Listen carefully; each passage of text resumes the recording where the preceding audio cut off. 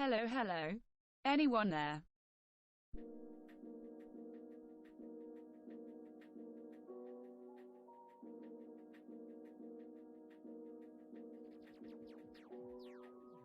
I was putting together the Hunger Games simulator lol.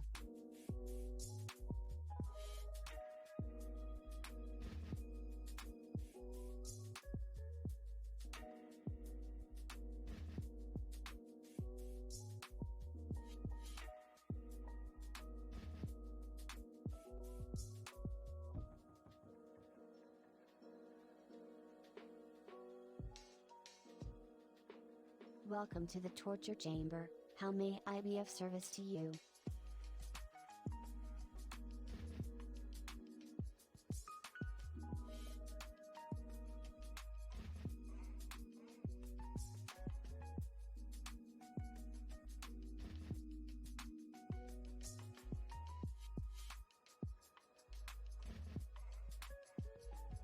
Thanks for the follow, double chocolate fountain. How are you?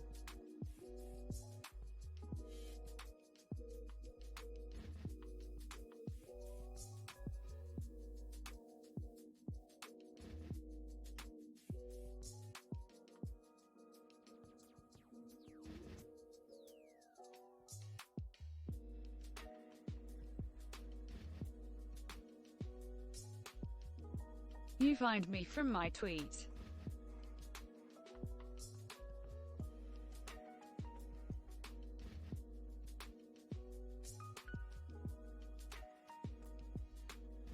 Nice.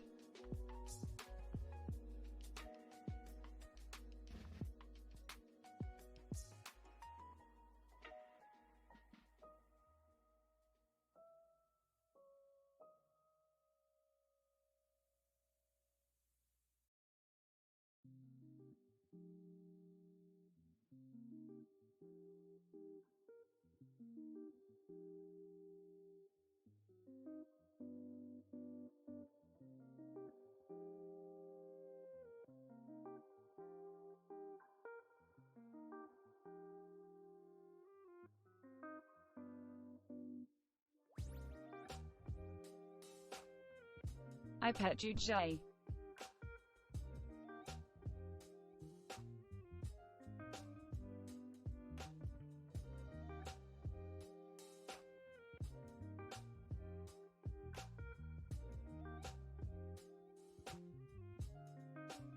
LMAO, that's what TTS reader thought your name is said.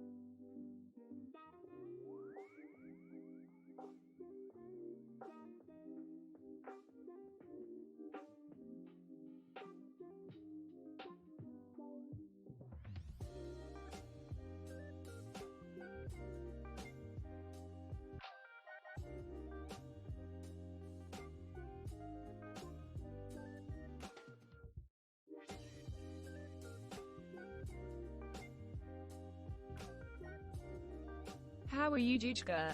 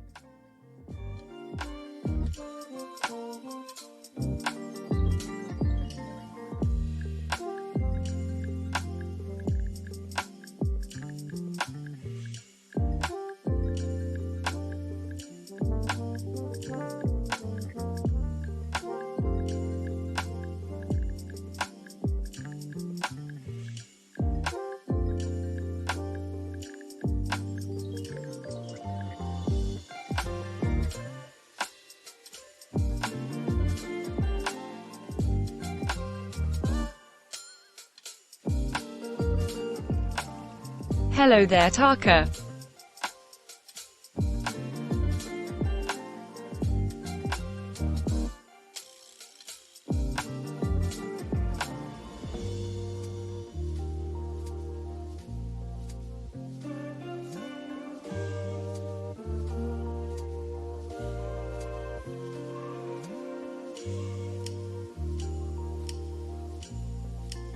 How are you, Taka?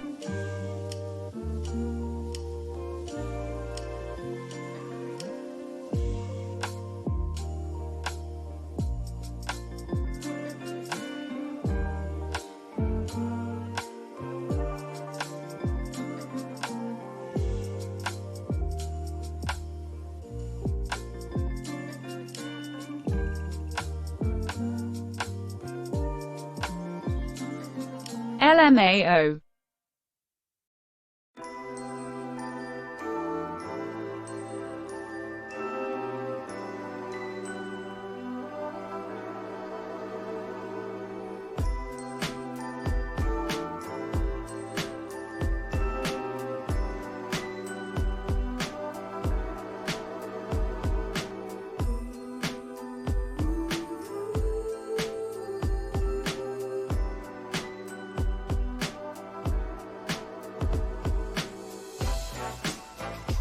Well, I got someone that's active in chat at least, so I'll start the Hunger Games simulator soon, smiley face.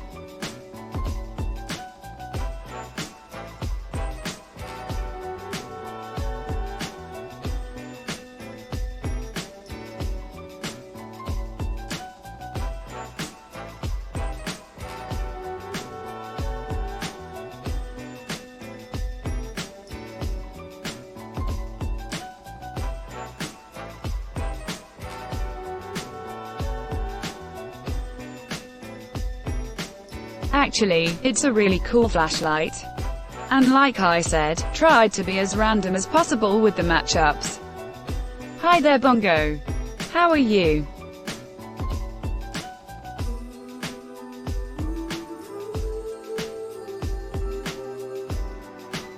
Hi there, Garenge. How are you?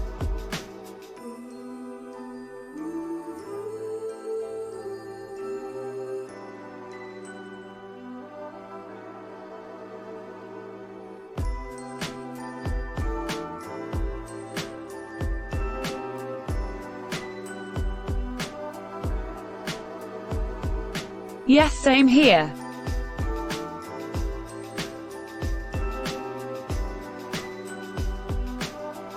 Oh no, what was the scam?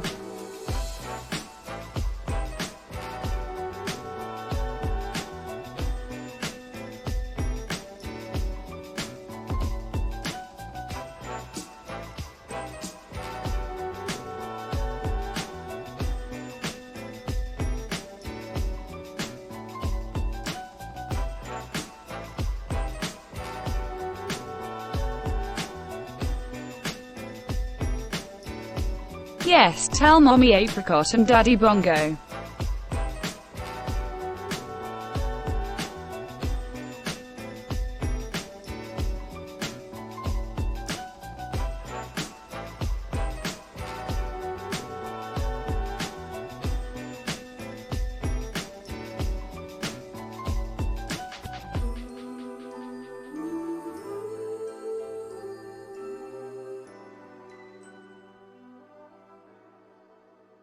Oof.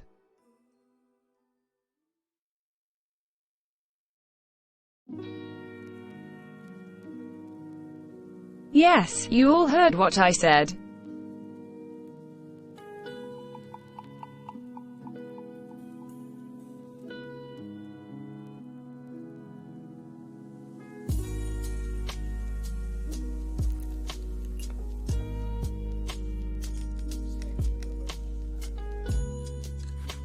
I'm gonna grab something to eat. Behave, kids!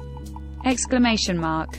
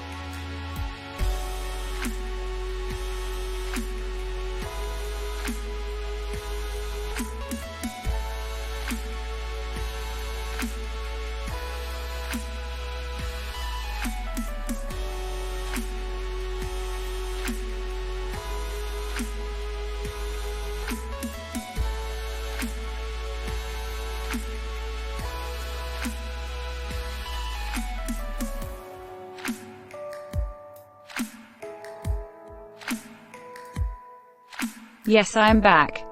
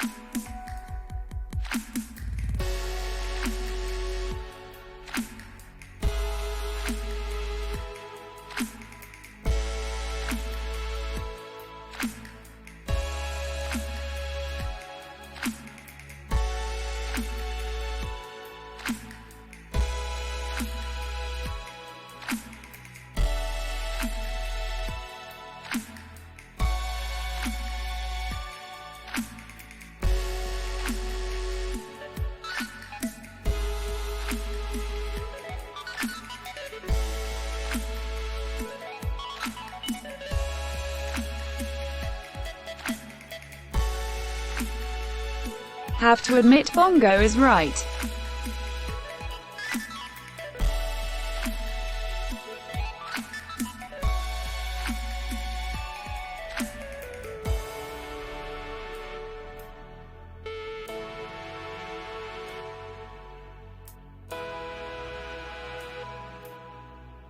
Alright, well, hi Yao, you ready for the Hunger Games simulator?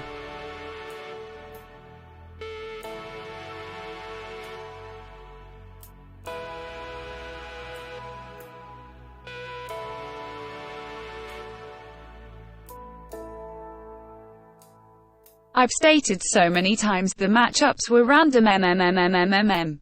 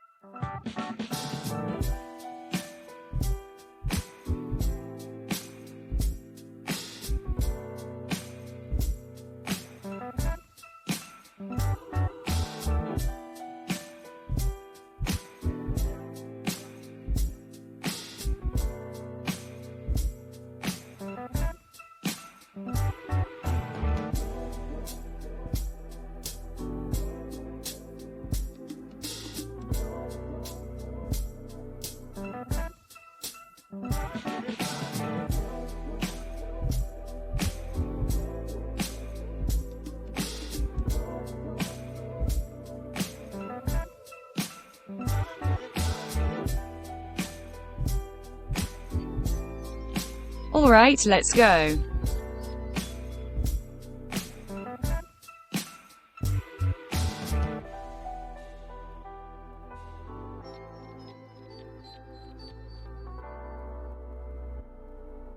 As the tributes stand on their podiums, the horn sounds. Banshronavius grabs a shovel.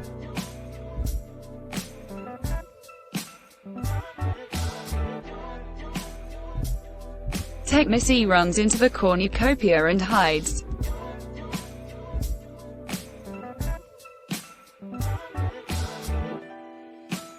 Nicolas Cage runs away from the cornucopia. You coward. Really cool flashlight runs away from the cornucopia.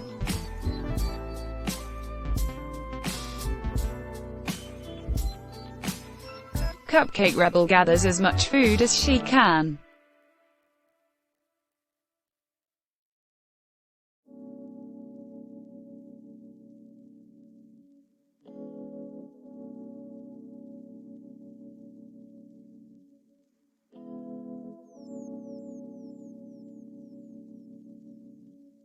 Vial of Blood by Ayuko runs away from the cornucopia.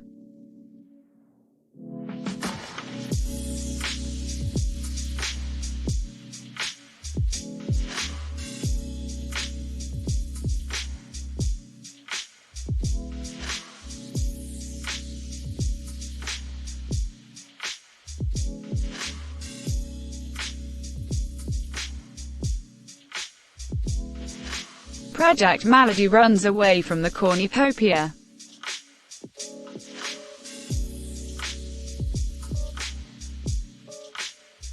Amawa Takahashi grabs a shovel.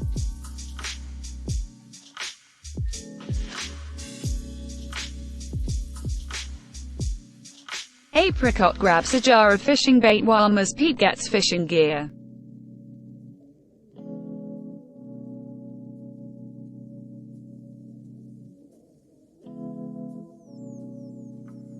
Apparently me and Miss Peep are teaming up.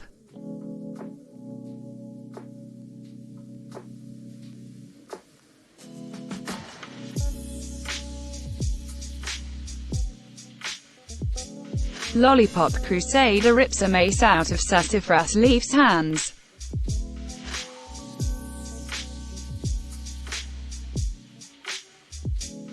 Savage.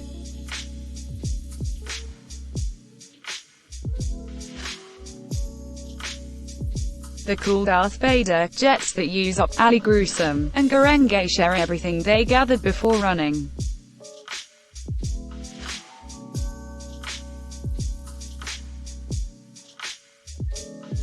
Friendship and shit.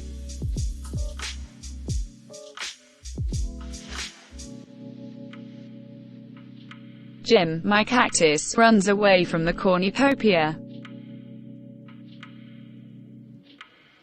Lachesis runs away from the cornucopia.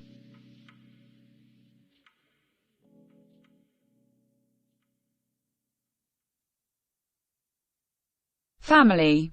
Vin Diesel runs away from the cornucopia.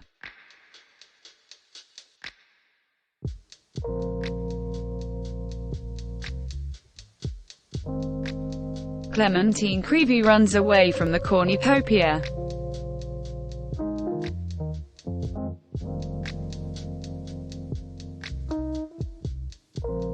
Aya decapitates Arya Asai with a sword.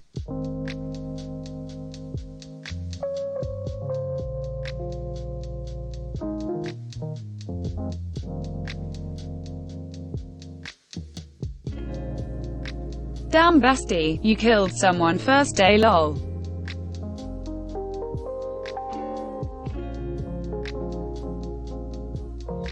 The chip runs away from the cornucopia.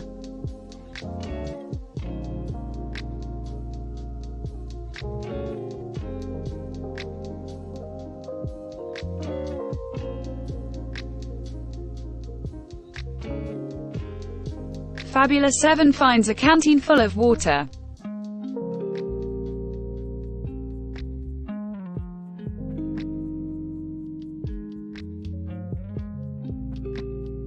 Good job, Fabi.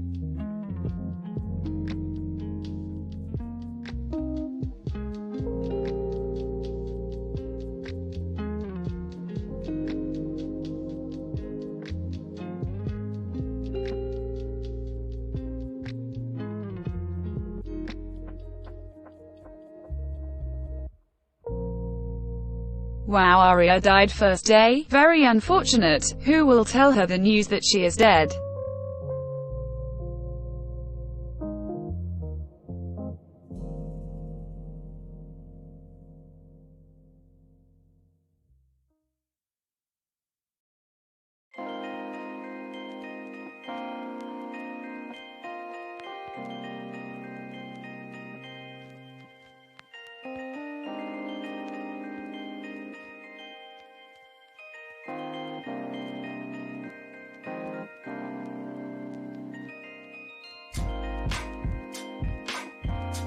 Clementine Creevy is a member of one of my favorite bands, Cherry Glazer. By the way, I'm sure you are all confused by her XD.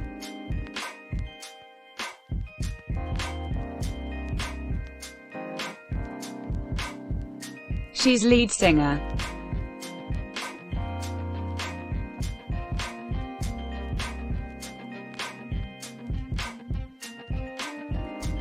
Day 1 still.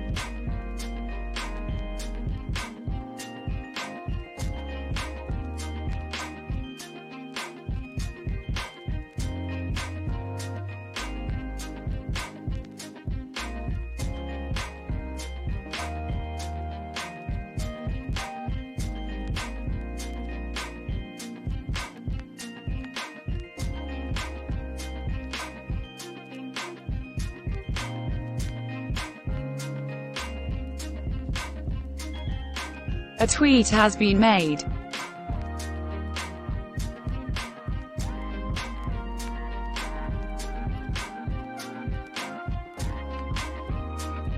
Family. Vin Diesel discovers a cave.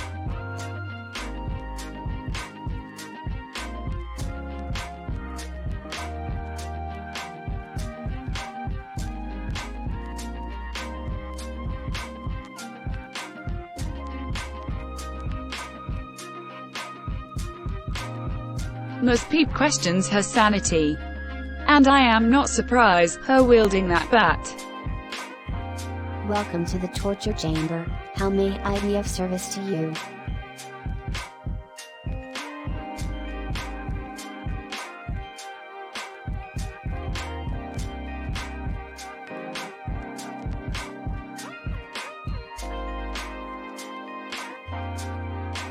Welcome to the stream, Seichi Yuichi. How are you? Vial of Blood by Ayuko, Fishes. The chip picks flowers.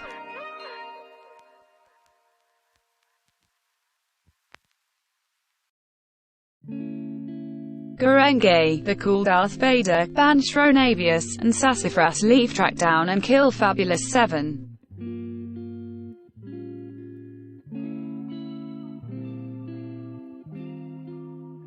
Damn, Yala savages.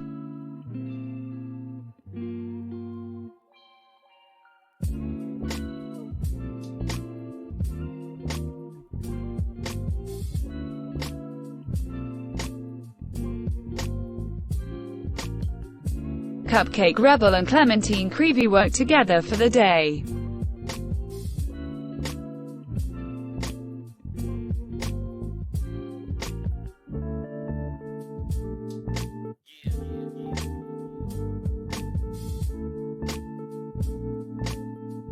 Happy my girlfriend is getting along with one of my most favorite singers. Project Malady steals from Nicolas Cage while he isn't looking.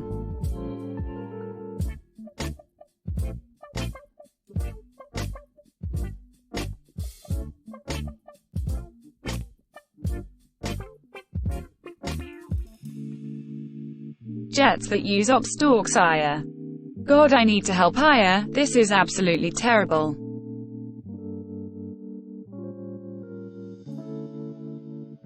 Apricot diverts Lollipop Crusader's attention and runs away.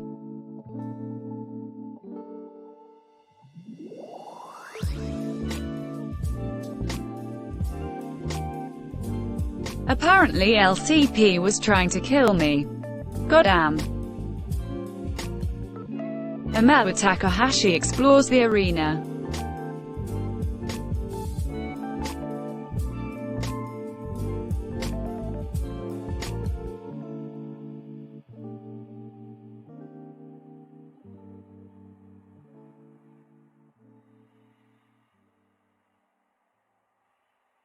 Where'd you find my stream, Yuichi? Amewa Takahashi explores the arena.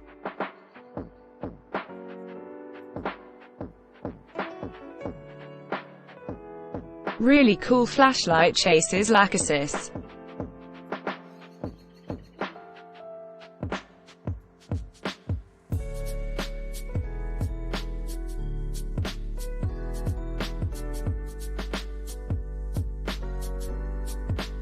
Jim, my cactus, stalks Tecmasi. Jim, why?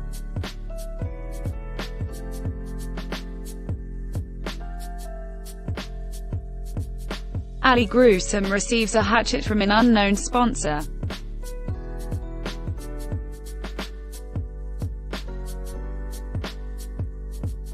Lucky her.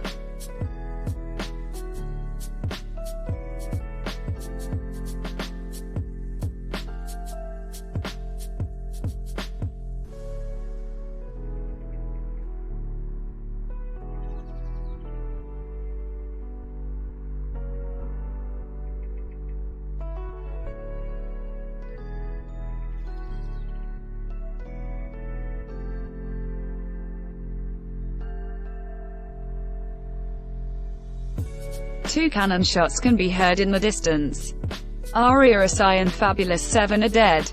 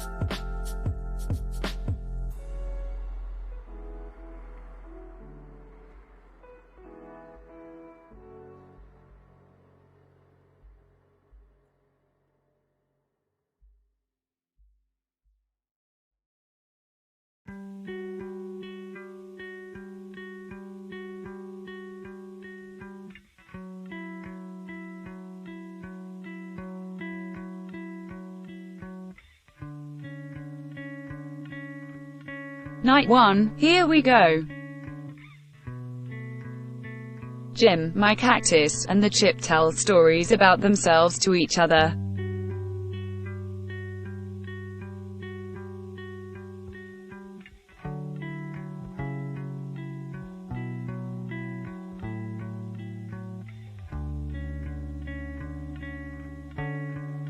Love it when the objects that cannot communicate communicate.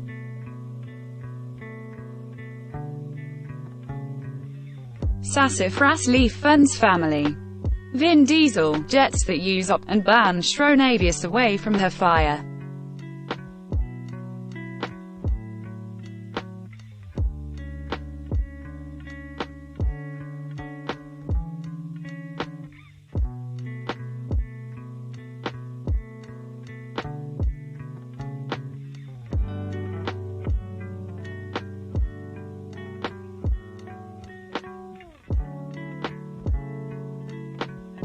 Not surprised that Ban Shronavius would be as savage as that. What I am surprised about is that they did not win.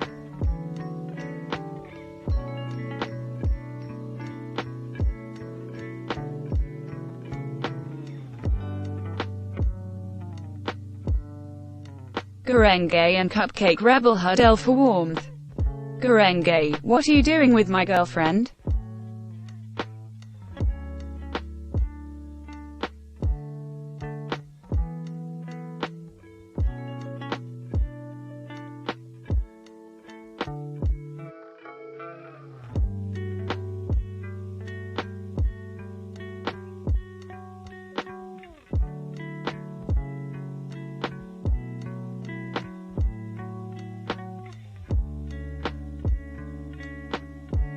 I mean, understand, she's hot, but what are you doing with my girlfriend, him?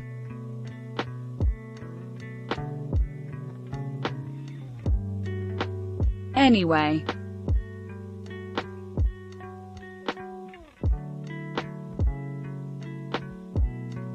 Clementine Creevy lets Muzz peep into her shelter.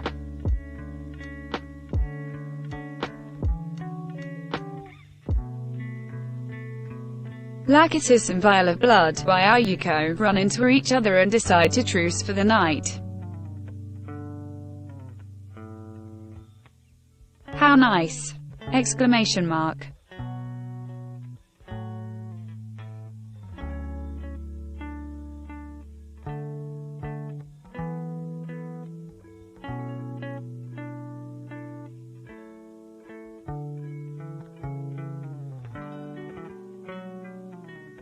Apricot and Techmissy tell stories about themselves to each other. This has kinda already happened. Next.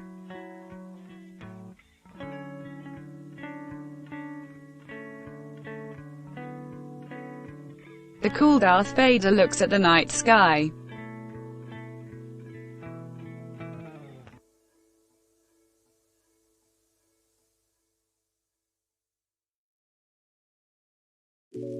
Wow, the cool Darth Vader really is so cool.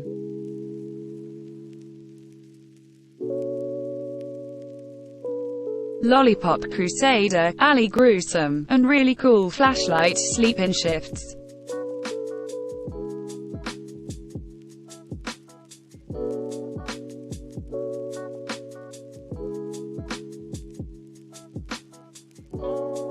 Aya sees a fire, but stays hidden. Smart, Aya, very smart.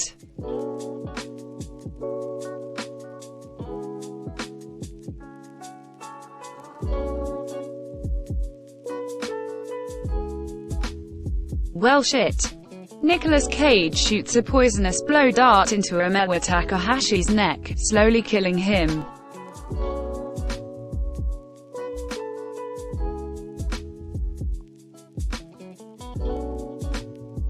You're dead, Taka.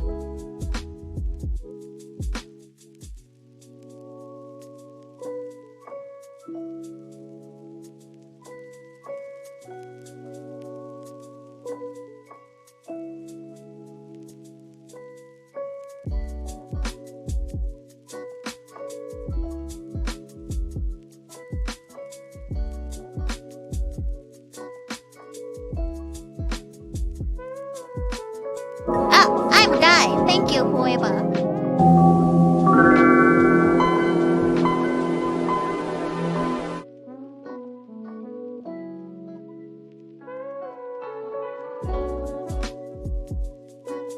You are welcome.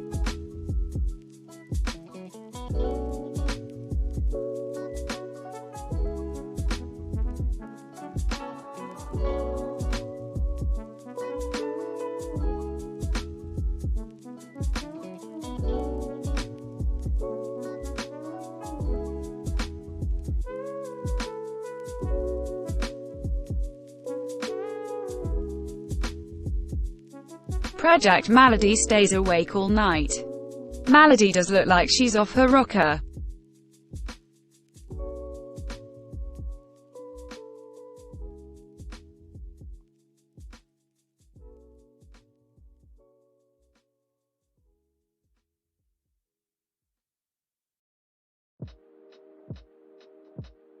Wow, how y'all like this so far?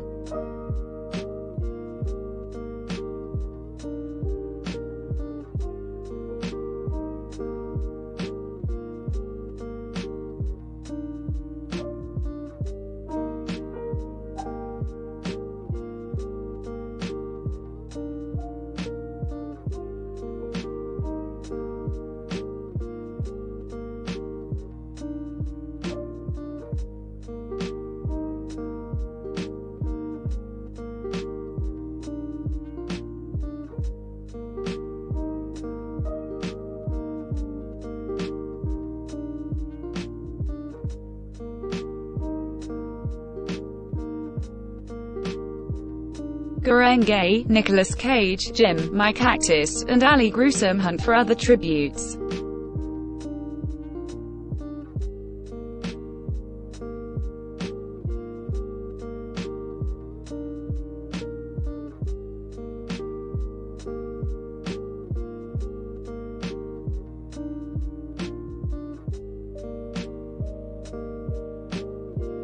Yeah, the AI wasn't in my favor there.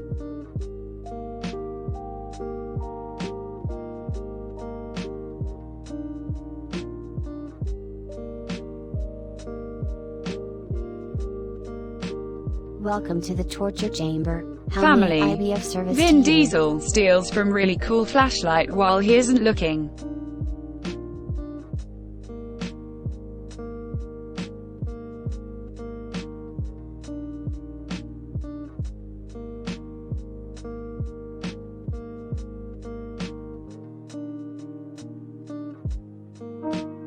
OMG OMG, thank you for the follow. Aya, you there in stream?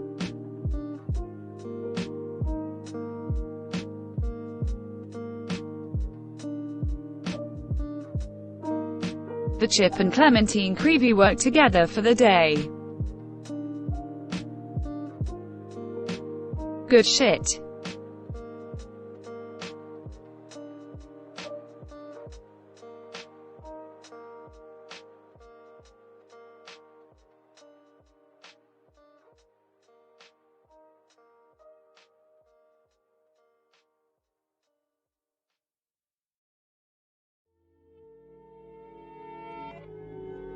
The cool Darth Vader receives a hatchet from an unknown sponsor. The cool Darth Vader really is so fucking cool. You have reached the voicemail box of Kino. Cupcake Rebel falls into a pit and dies. Oof. My girlfriend died.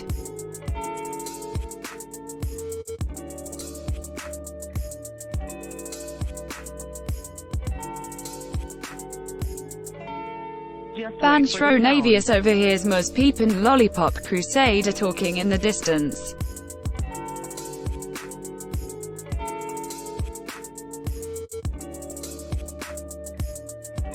Van Schronavius is all-knowing.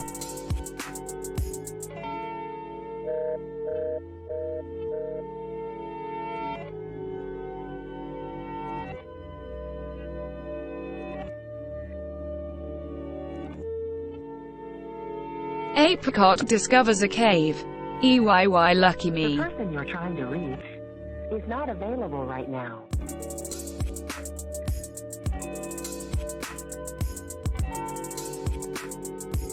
Hi Aya, how are you?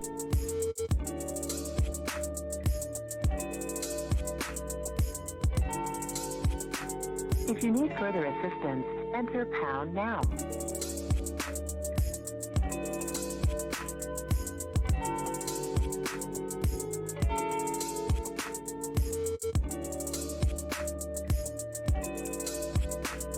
Please leave your name, number, and a message after the tone.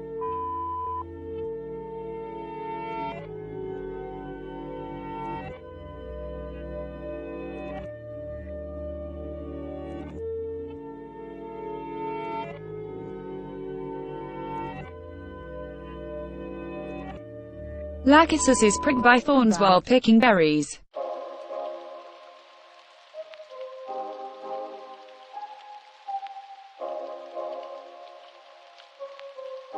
What you got for dinner, Aya? More sushi. Hee hee hee.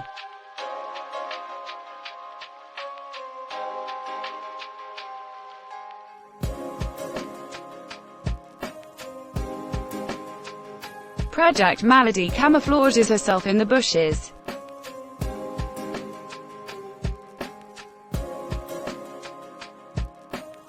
Vial of Blood by Ayuko questions his sanity.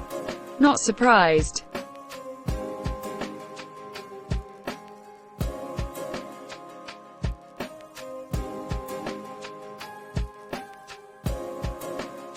Jets that use op goes hunting. Not surprised by this either, lol.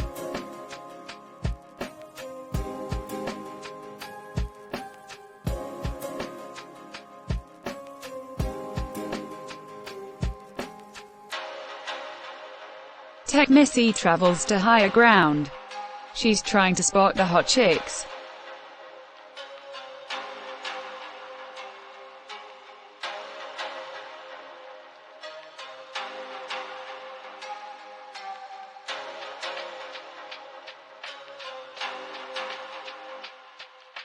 Sassafras leaf tends to Aya's wounds.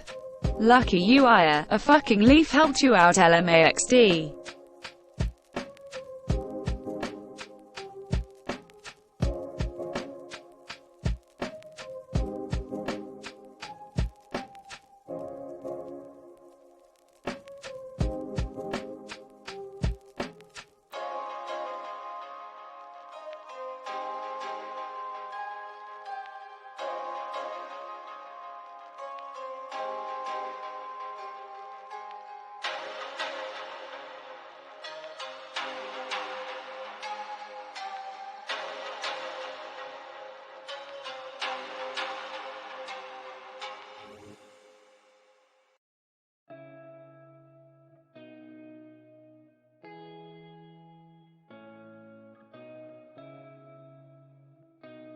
Oh wow, that's honestly so uncommon of you, Aya, lol.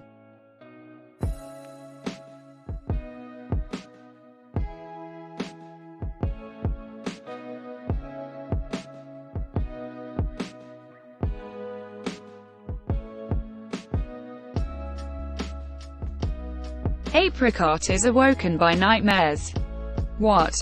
Thought I was the nightmare, lol.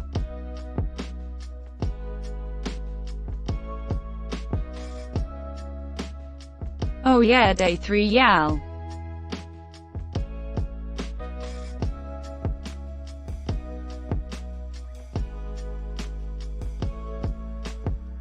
Project Malady receives fresh food from an unknown sponsor.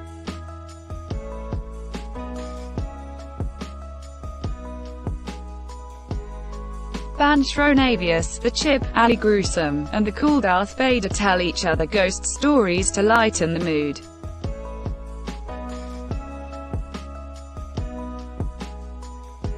A legendary interaction.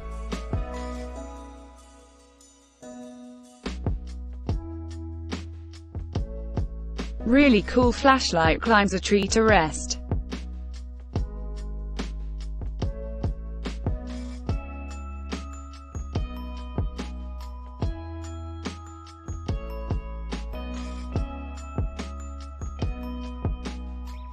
Sounds like a bad idea, since really cool flashlight is a lighter.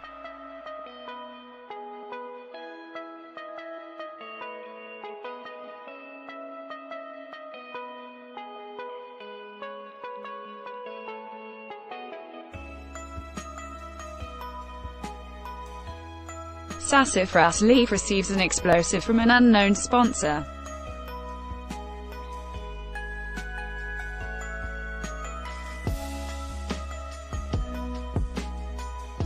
A fucking leaf is about to kill some bitches.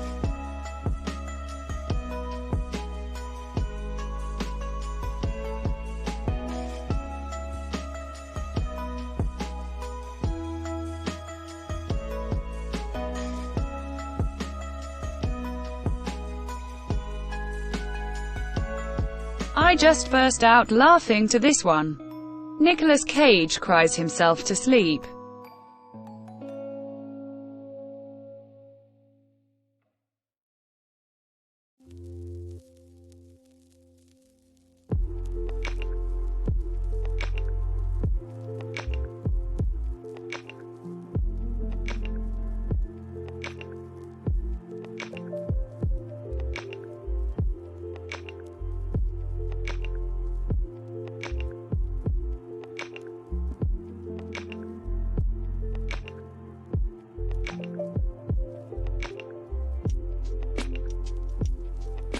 Lachesis falls into a frozen lake and drowns.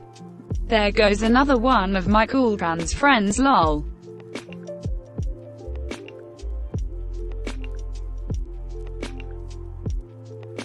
Clementine Creevy and family Vin Diesel run into each other and decide to truce for the night.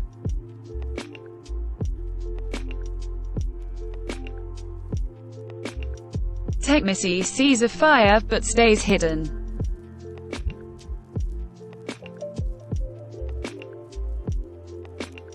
Vial of Blood by Ayuko, Aya, Lollipop Crusader, and Jim, My Cactus, sleep in shifts.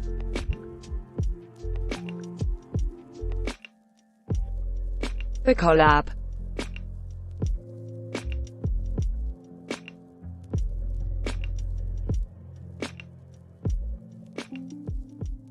Very wholesome one. Mus Peep goes to sleep.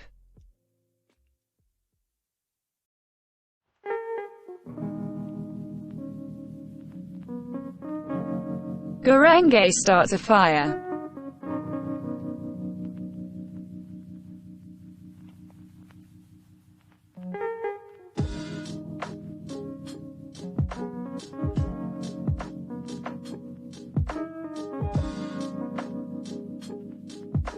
Jets that use op thinks about winning. That seems very Jets that use op.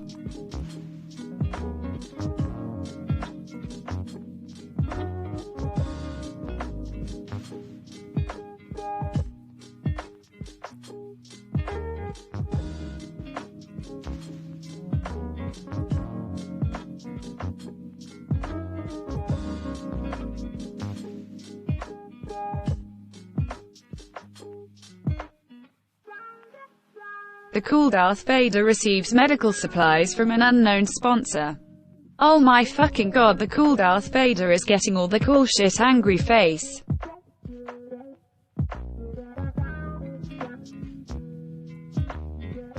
Clementine Creevy chases Aya.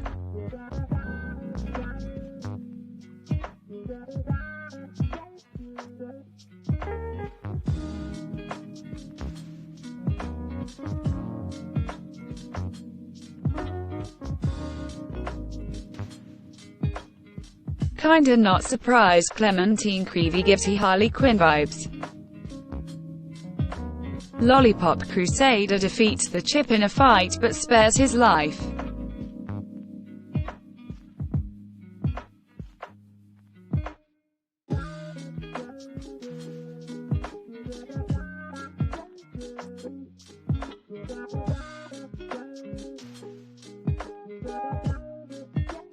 That is what I was hoping for. The innocent, wholesome seeming VTuber gets kills.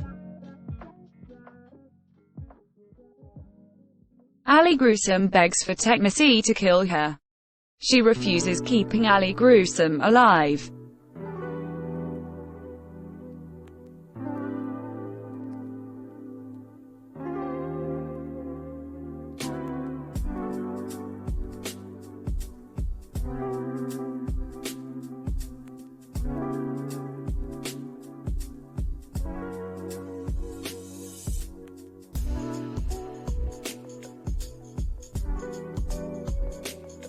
Gurenge overhears Sassafras Leaf and Vial of Blood by Ayuko talking in the distance. Are you sure you aren't going insane, Gurenge? Inanimate objects are speaking. Muspeep practices her archery.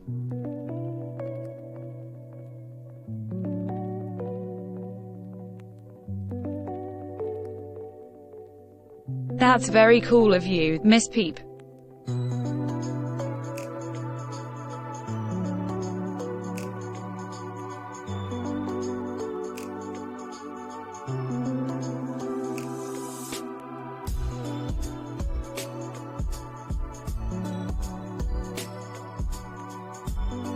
Project Malady receives clean water from an unknown sponsor.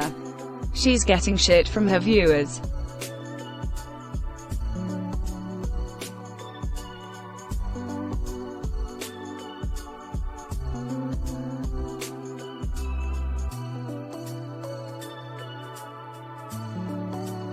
Almost said a no for some reason. TOS weird.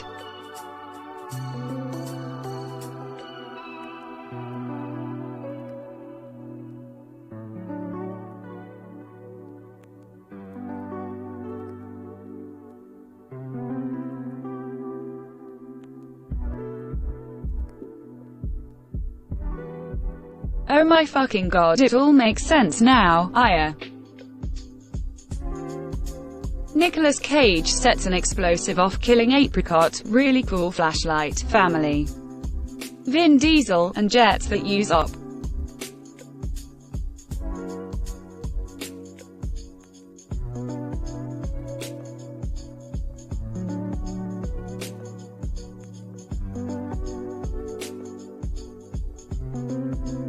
Damn, a four-man collateral.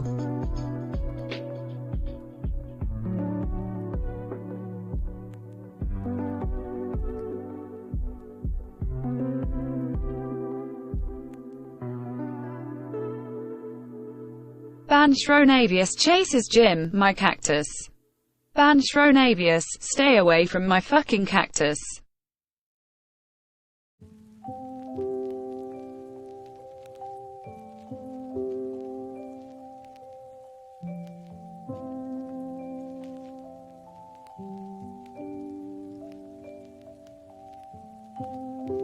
Thank Kaya, please do sad face.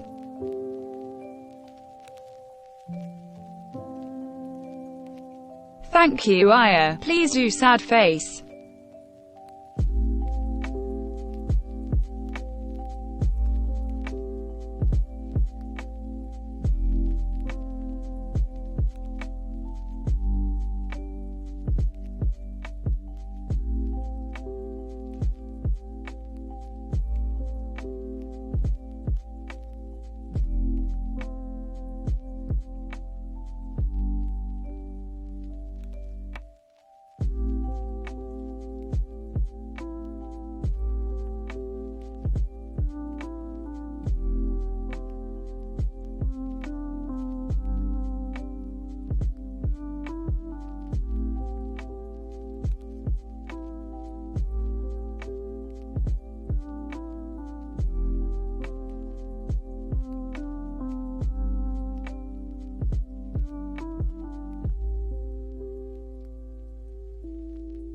Exactly bongo.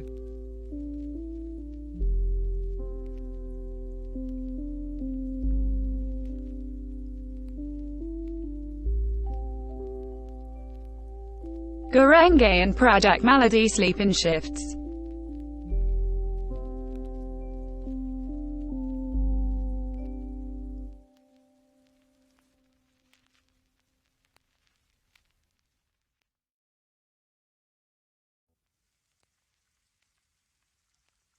Clementine Creevy and Tekmisi tell stories about themselves to each other. Banshronavius sets up camp for the night.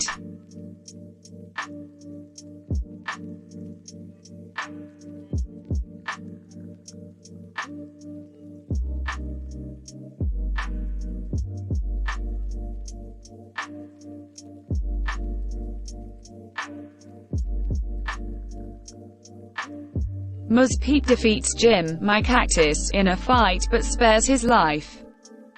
I'm hoping that Muzpete will get more kills. I want her to own up to her PNG for the simulator. Sassafras Leaf destroys Ali Gruesome's supplies while she is asleep.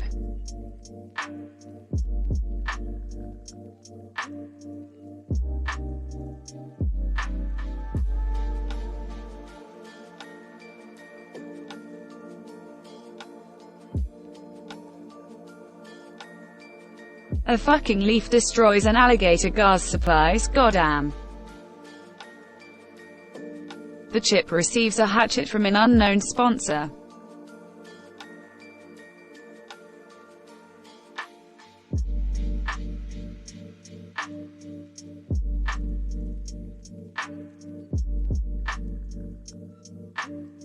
Nicolas Cage starts a fire. Aya and the cool Darth Vader sleep in shifts.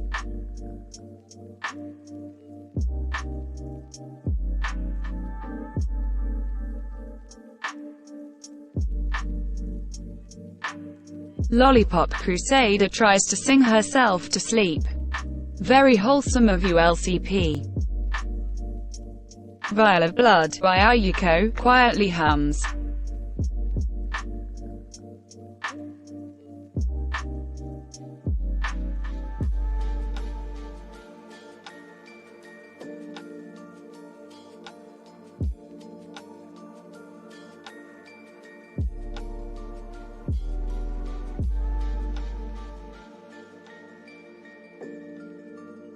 Yeah, that would be very unfortunate, Gurenge XD.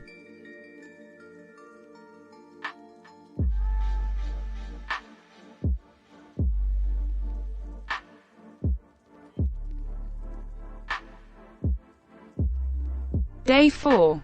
Aya receives fresh food from an unknown sponsor.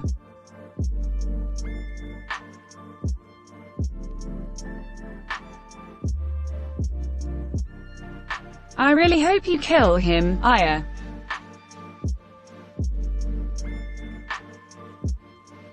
Vial of Blood by Ayuko steals from Banshronavius while she isn't looking.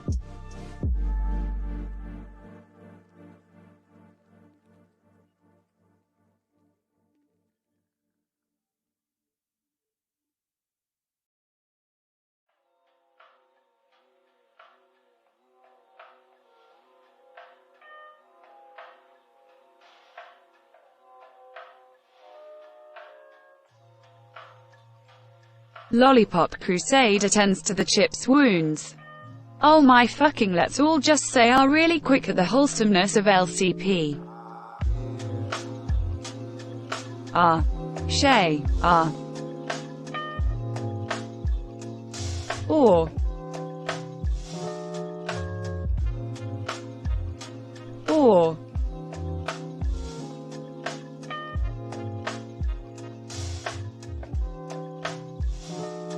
Jim, my cactus defeats Tekmisi in a fight but spares her life.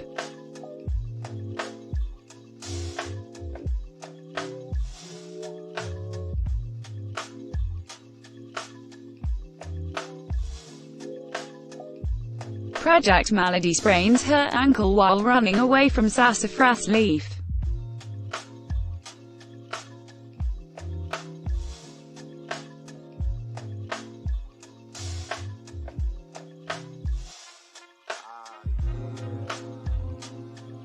It must be LMAO.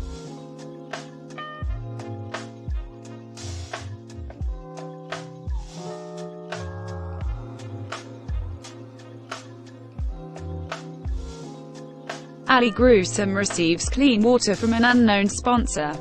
Good, now she has fresh water to breathe with.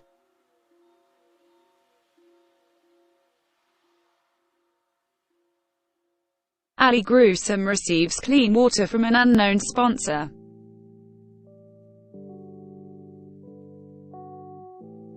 Whoops, already said that. Ms. Peep thinks about home. Clementine Creevy makes a slingshot. Gurenge diverts the cool Darth Vader's attention and runs away.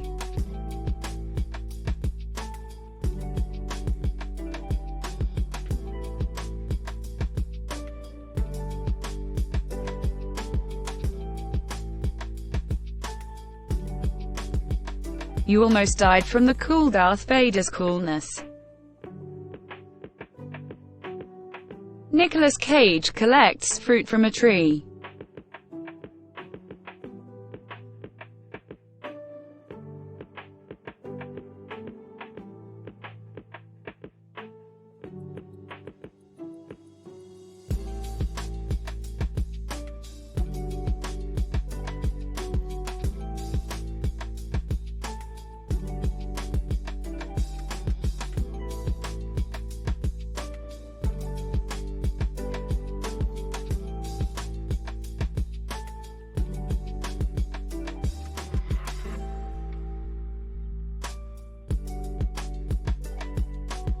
Aya, Clementine Creevy, the cool Darth Vader, and Jim, my cactus, sleep in shifts.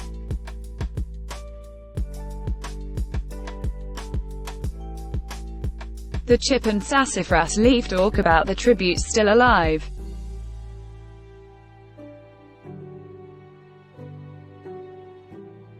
Project Malady lets Ali Gruesome into her shelter.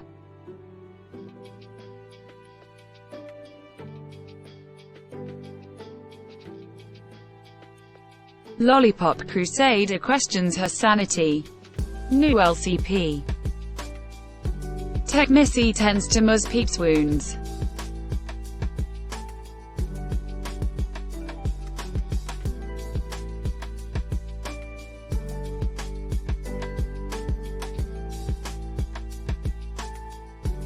Gurenge sets up camp for the night. Band Shronavius and Violet Blood by Ayuko talk about the tributes still alive.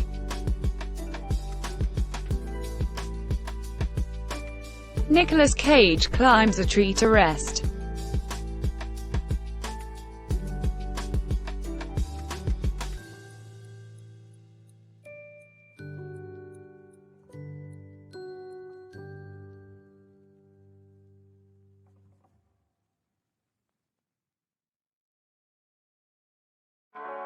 Nicolas Cage picks flowers. Wait, why is Nicolas Cage being so wholesome? Jim, my cactus, goes hunting.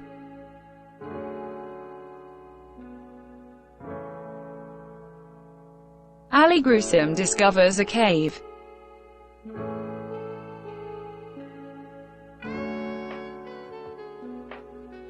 Band Shronavius tries to sleep through the entire day.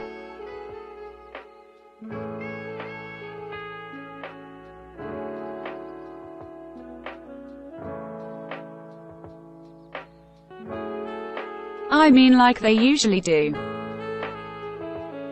Lollipop Crusader pushes Gurenge off a cliff during a knife fight.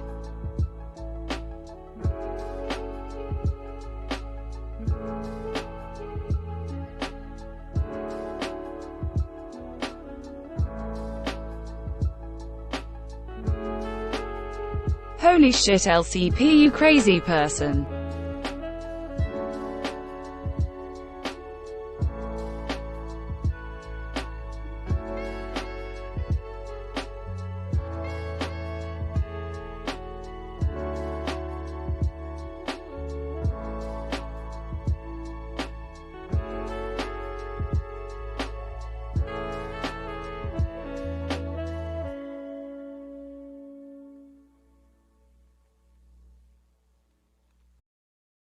You right, Aya. I'm sorry, but you are dead Garenge, sad face.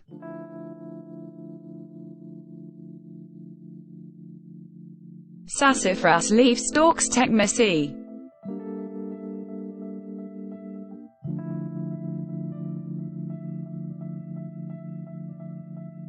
Vial of Blood by Ayuko, the cool Darth Vader, Project Malady, and Aya raid Muz Peep's camp while she is hunting.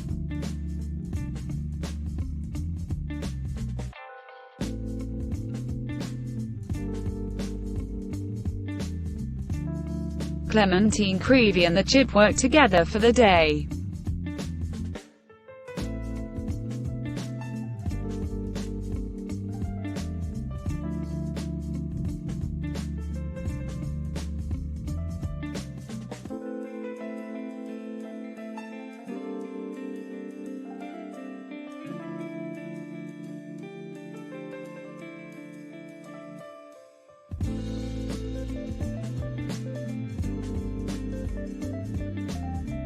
Truly unfortunate.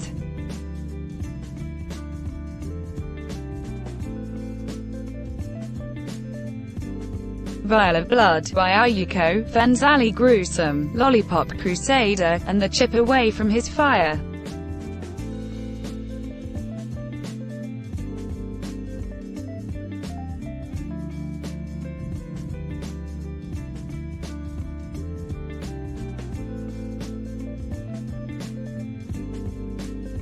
The cool Darth Vader defeats Jim, my cactus, in a fight but spares his life. Fuck you, the cool Darth Vader. Clementine Creevy sees a fire but stays hidden.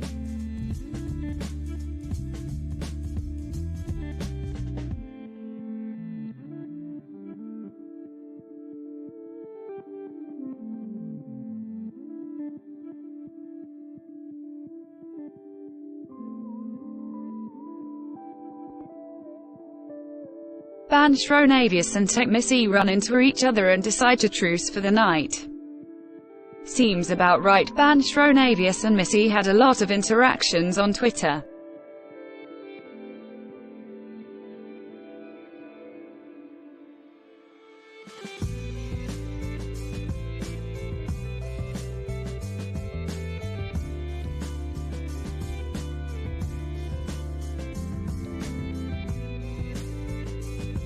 Project Malady attempts to start a fire, but is unsuccessful.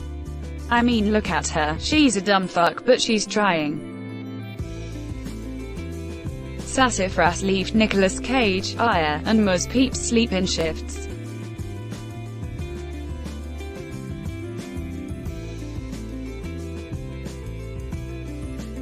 Break bread with the enemy.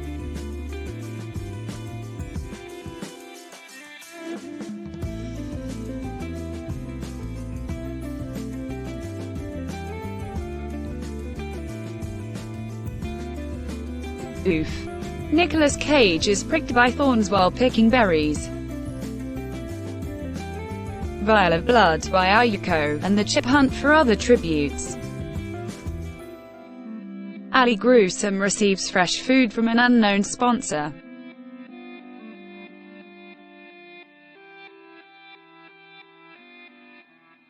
Lollipop Crusader stalks Project Malady.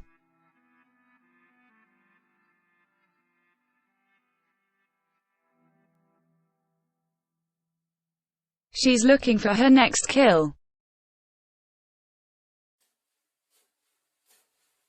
Aya, the cool Darth Vader, Muz Peep, Jim, my cactus, and Clementine Creevy hunt for other tributes.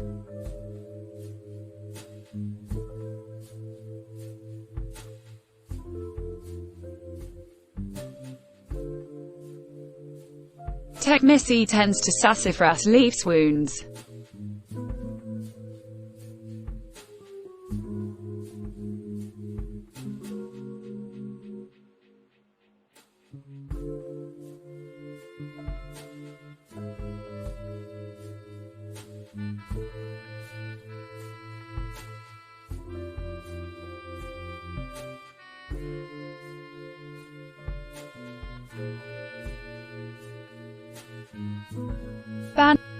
Banchronavius tries to sleep through the entire day.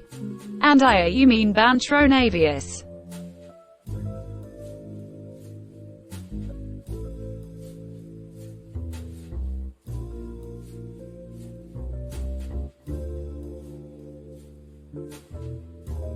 It might happen, bongo winking face.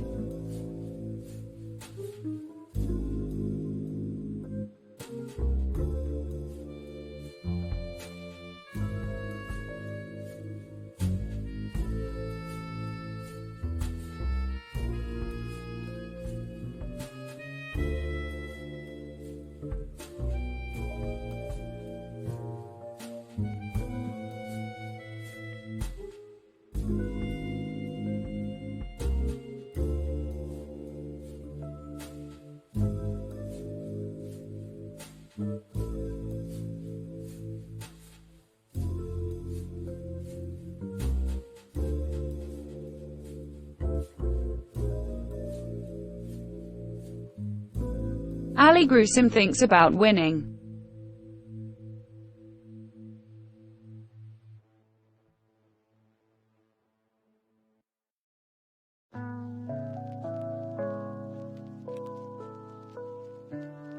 She is like the biker girl type, so I guess it makes sense, lol.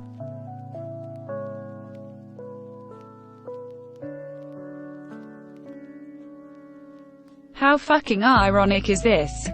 The chip dies from hunger.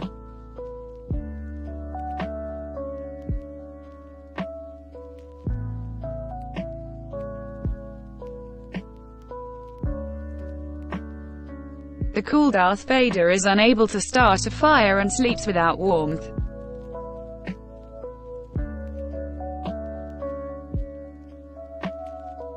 He's losing his cool. Vial of Blood by Ayuko receives a hatchet from an unknown sponsor.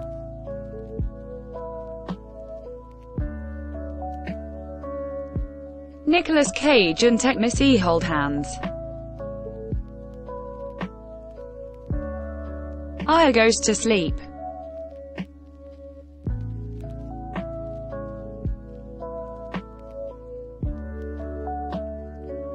You should make art of that.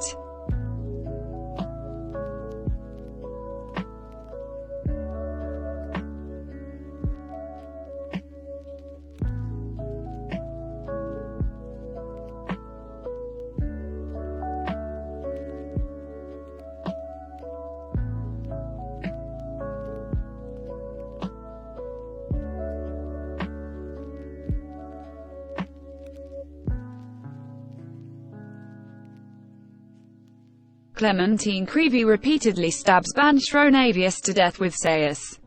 Holy shit, a fucking Harley Quinn-esque indie rock singer kills a fucking demon.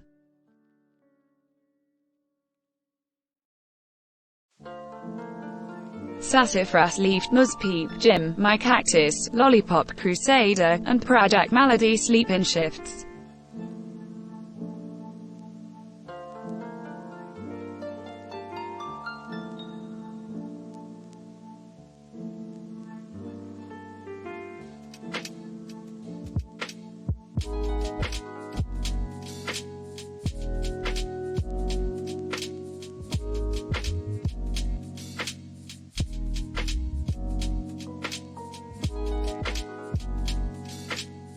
Aya makes a wooden spear. Oh Aya, you are getting ready to murder Nicolas Cage. Ali Gruesome sprains her ankle while running away from Nicolas Cage.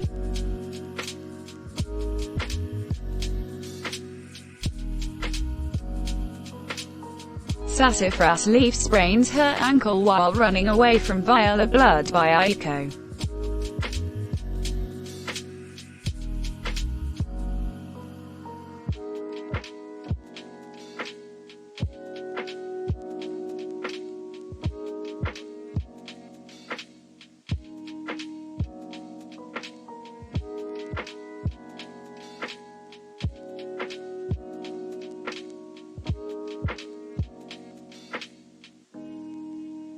Tech Missy attacks Clementine Creevy, but she manages to escape.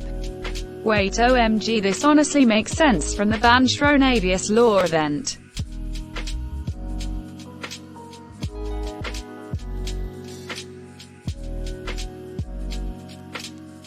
Jim, my cactus, sprains his ankle while running away from the cool Darth Vader.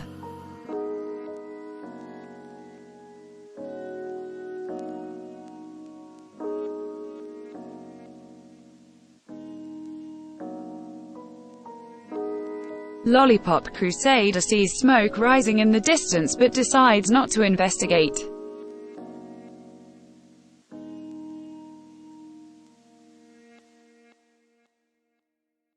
OMG, OMG, I love that for you, Aya. Project Malady steals from Muzzpeep while she isn't looking.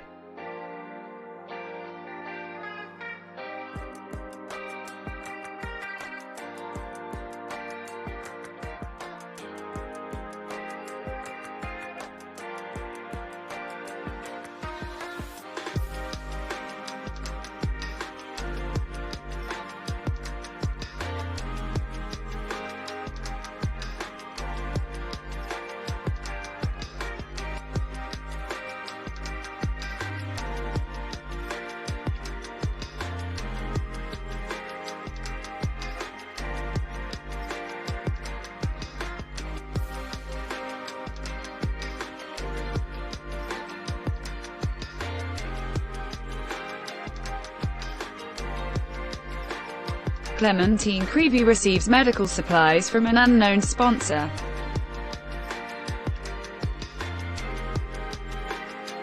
Project Malady and the cool Darth Vader track down and kill Aya.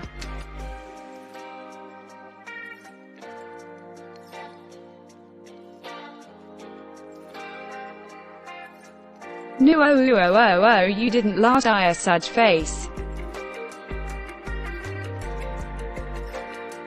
Vial of Blood by Ayuko and Sassafras Leaf run into each other and decide to truce for the night.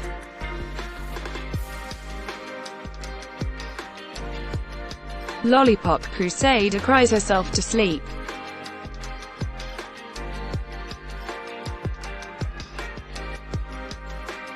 Nicolas Cage screams for help. Ha ha, wussy.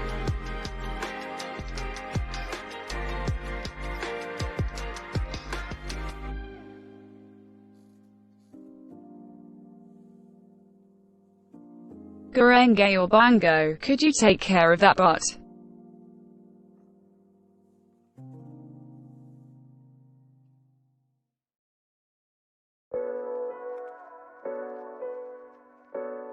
Jim, my cactus, convinces Tech Missy to snuggle with him.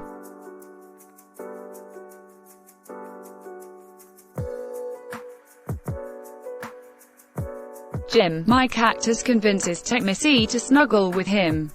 Must have taken a lot of convincing. Muzzpeep loses sight of where she is.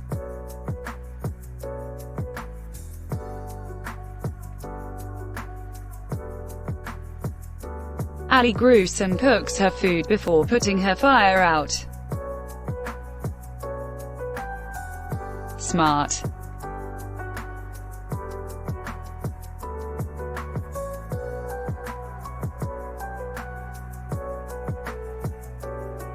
Thank you, Al.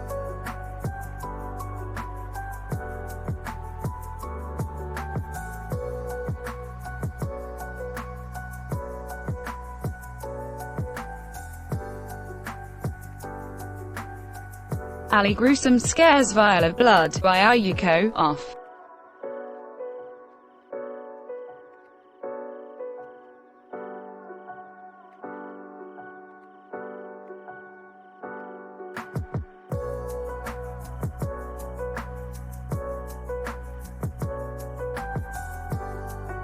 Lollipop Crusader pushes Project Malady off a cliff during a knife fight. Fucking LCPE is racking up the kills, goddamn. What? Is this kill 5? Nicolas Cage makes a wooden spear. Jim, my cactus, injures himself.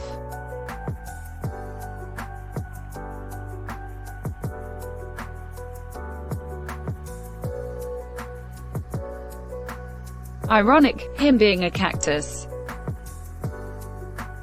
Muzpeep attacks Sassafras Leaf, but she manages to escape.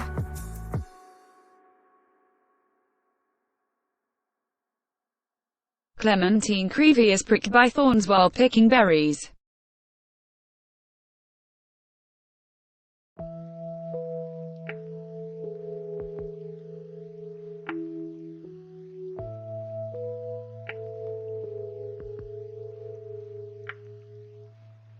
Tech Missy stabs the cool Darth Vader while his back is turned.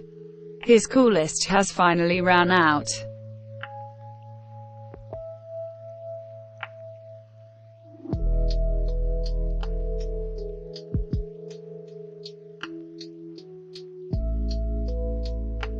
Wolf Mutts are let loose in the arena.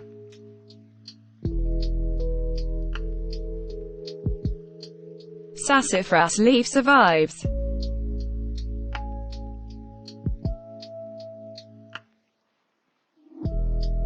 Ali Gruesome is crushed by a pack of wolf mutts. Poor Ali sad face. Tech Missy pushes Vial of Blood by Ayuko into a pack of wolf mutts.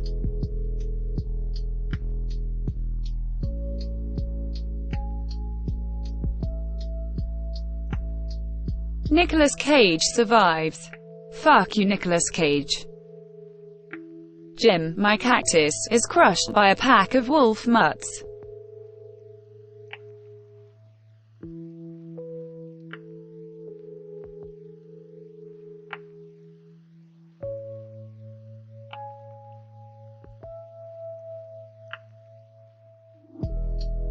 Clementine Creevy pushes Lollipop Crusader into a pack of wolf mutts. LCP has finally been stopped by an equally crazy person. Muzpeep survives.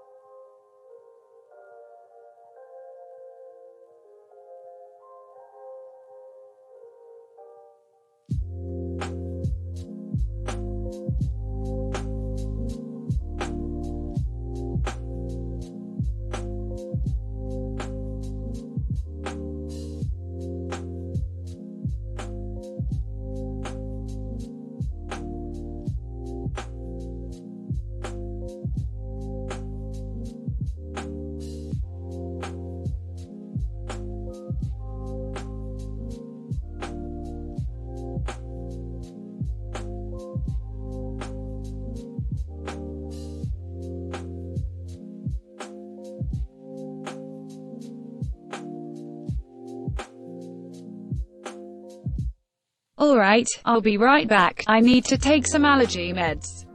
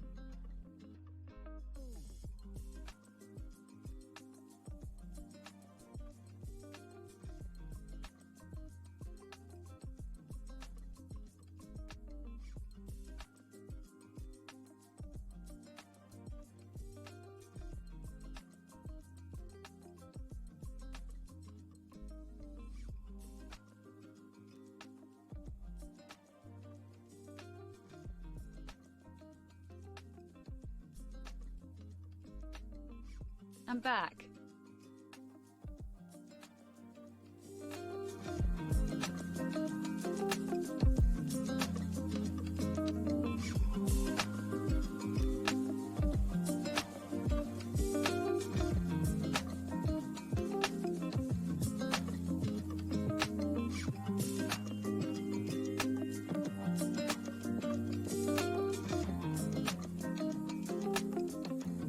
It's going pretty good, but my eye was feeling irritated.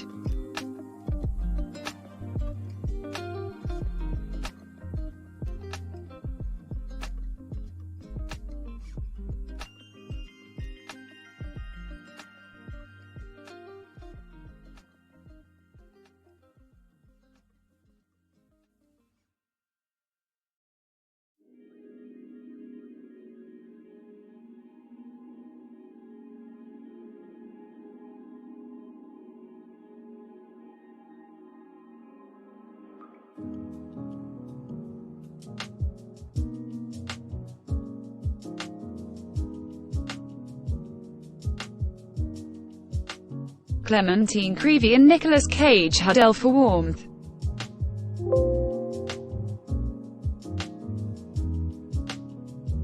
Tech Missy is awoken by nightmares.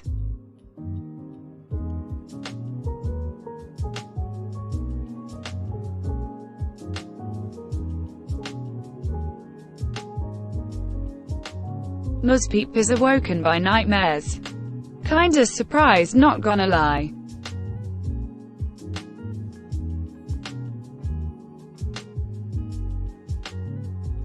Sassafras Leaf dies from thirst. She dried up LMAO.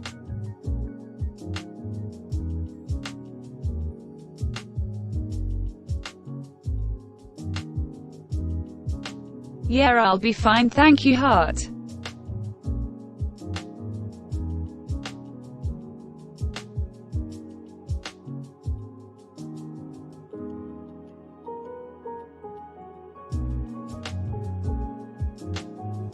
Nuzpeep kills Tech Missy as she tries to run.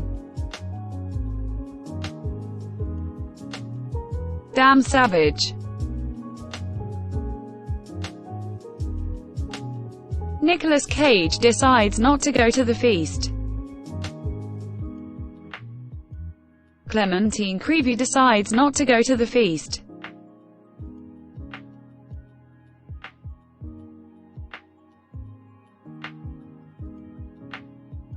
Nicolas Cage strangles Nuzpeep after engaging in a fist fight.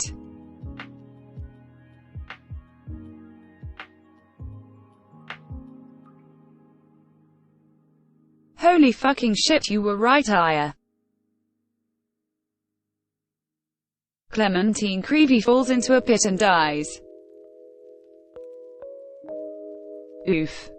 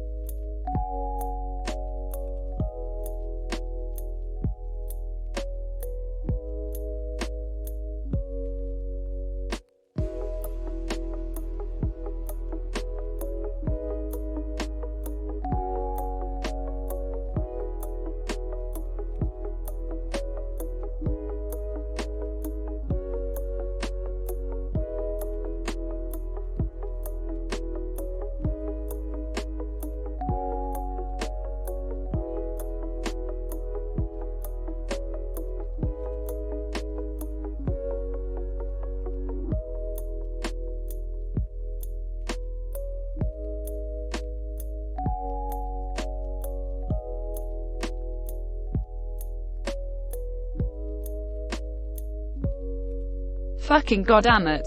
The winner is Nicolas Cage from District 7.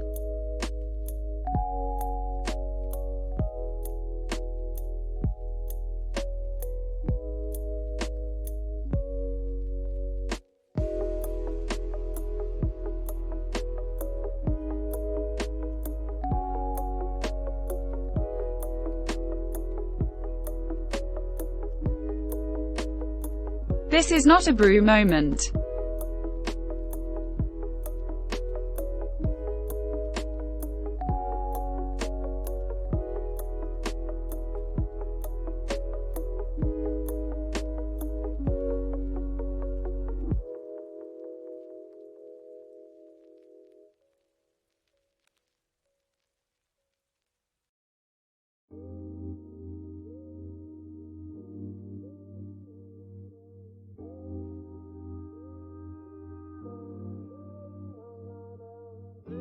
Goddamn Nicolas Cage, you killed 6 people.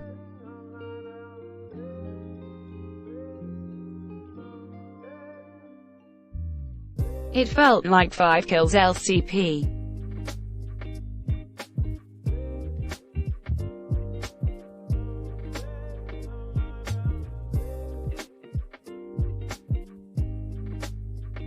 He seriously did!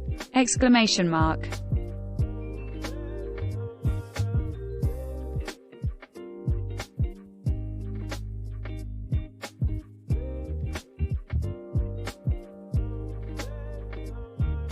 I'm tempted to do it again.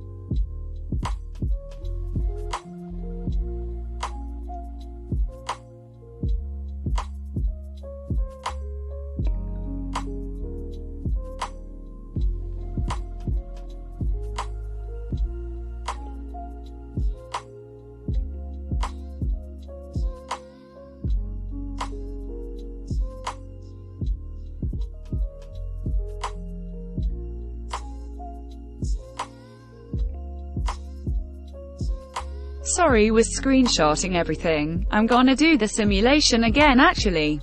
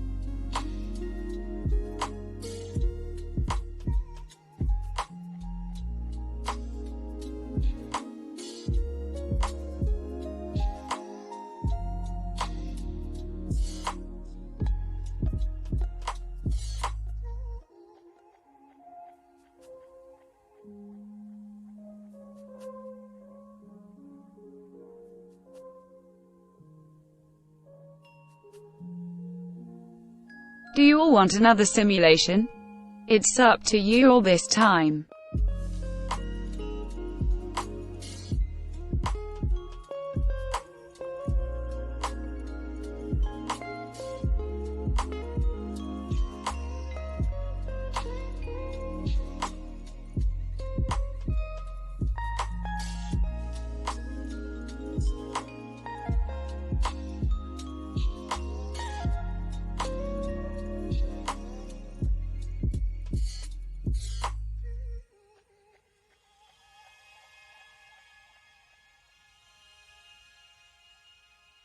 Alright, let's go.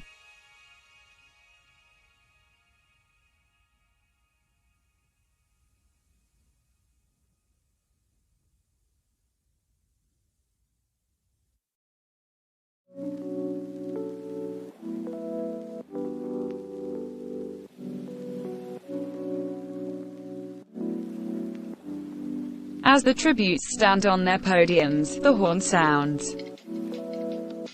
Clementine Creevy clutches a first aid kit and runs away.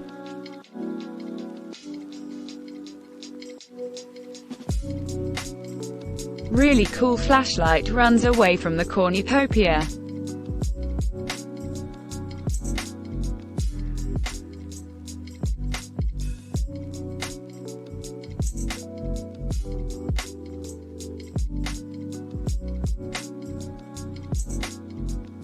Banshronavius bashes Ameo Takahashi's head against a rock several times. Limpodica died again, but that's just like Banshronavius XD.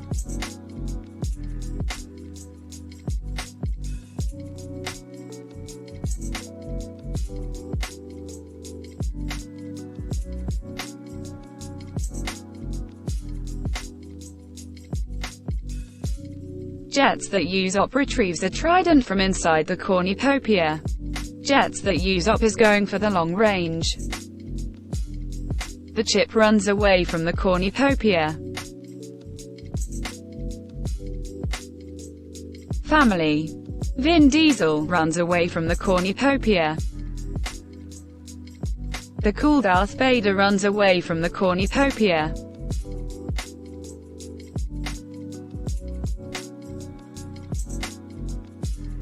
Nicolas Cage and Vial of Blood by Ayuko fight for a bag.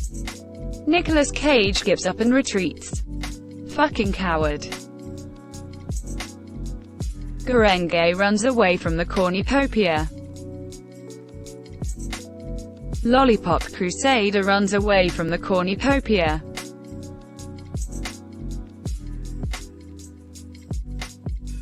Apricot runs away from the cornucopia.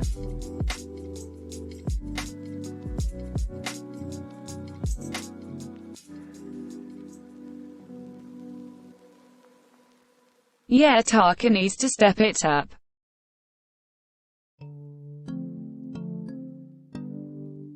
Cupcake Rebel runs away from the cornucopia. Mus Peep clutches a first aid kit and runs away. Fabulous 7 runs away with a lighter and some rope.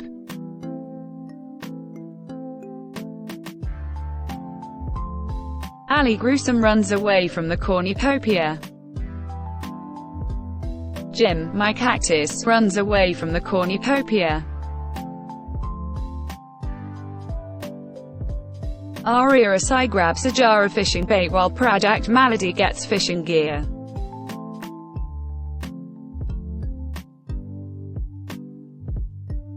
Lachesis runs into the cornucopia and hides. Tecmissy runs away from the cornucopia.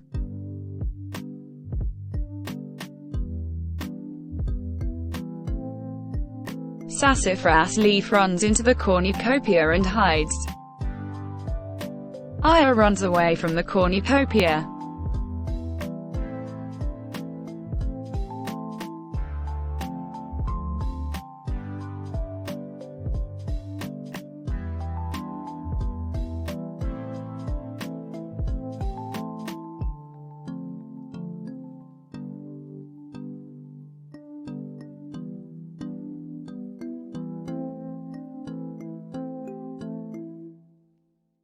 So there's the bloodbath, now for day 1.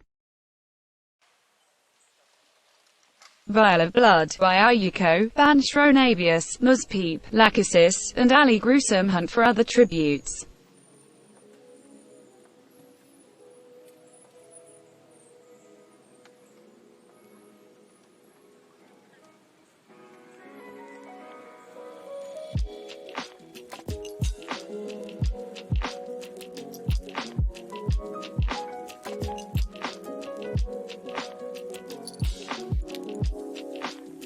Fabulous 7 defeats Garenge in a fight but spares his life. Lucky you Garenge, she's a tournament-winning Smash Bros. Ultimate player. Family. Vin Diesel is pricked by thorns while picking berries.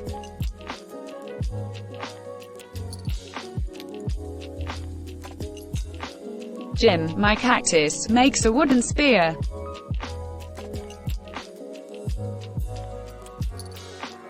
Good job, Jim.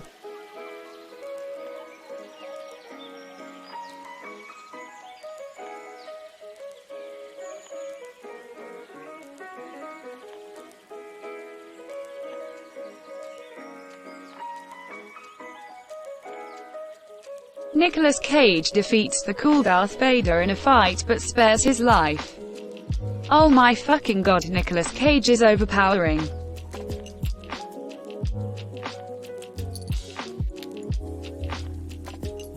Project Malady camouflages herself in the bushes.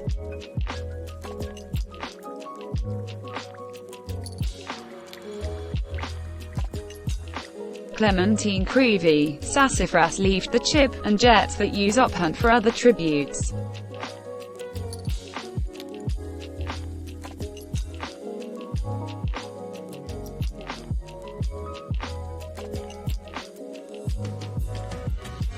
Apricot begs for Tecmissy to kill her. She refuses, keeping Apricot alive. That is so unlike me, LMAO.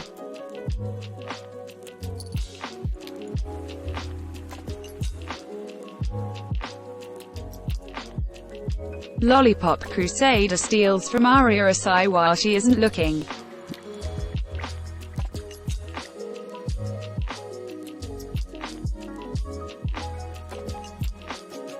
Cupcake Rebel tries to sleep through the entire day.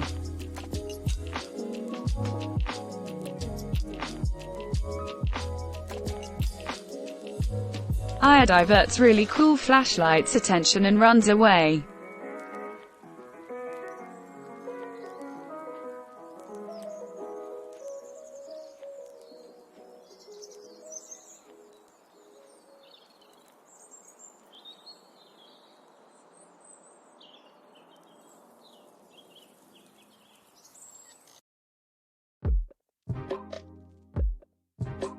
Portaka.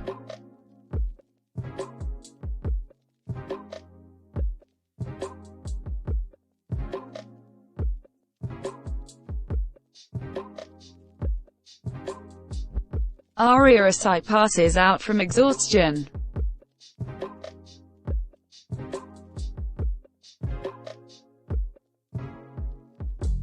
Really cool flashlight is unable to start a fire and sleeps without warmth.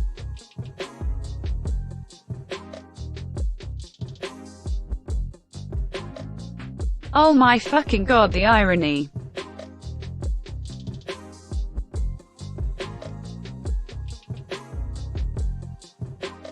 Sassafras Leaf looks at the night sky.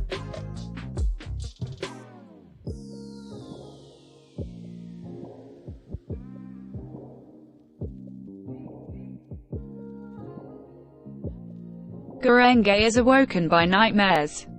What are the nightmare Gurenge?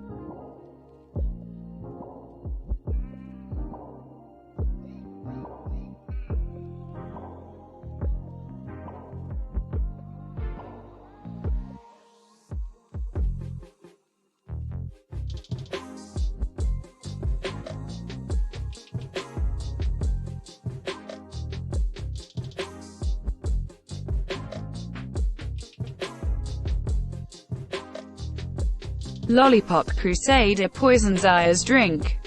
She drinks it and dies. No, Aya is dead, sad face.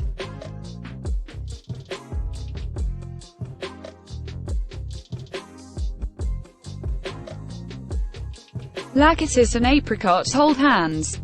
This makes sense.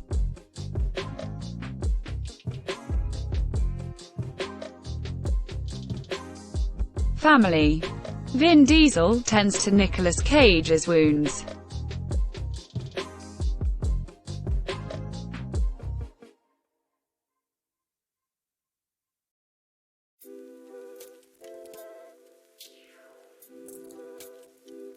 Jim, my cactus, looks at the night sky. Love how the plants look up at the night sky. LMAO.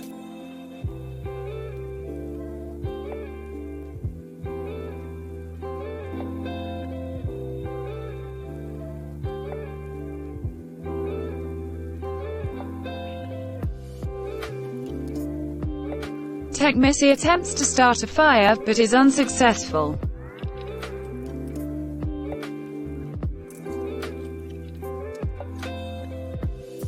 Banshronavius, Clementine Creevy, Cupcake Rebel, jets that use up, and the chip sleep in shifts.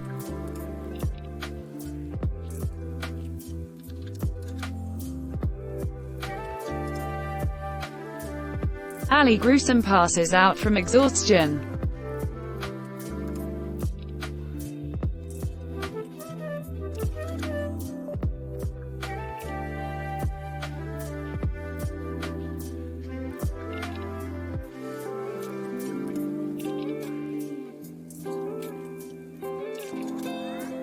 Okay, wait, Bongo. Remember when I said I have an alt VTuber account out there somewhere?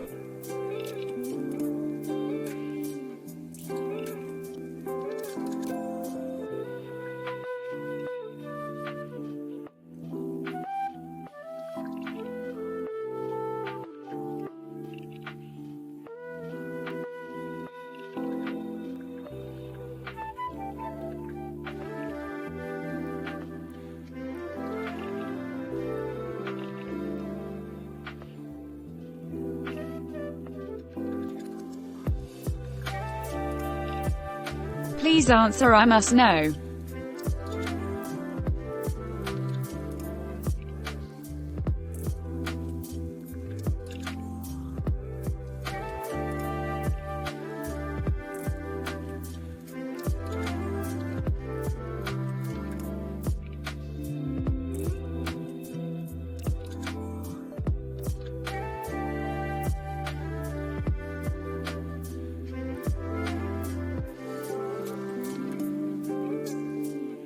Okay, anyway, Ali Gruesome was the tall VTuber account, Gargabinks69.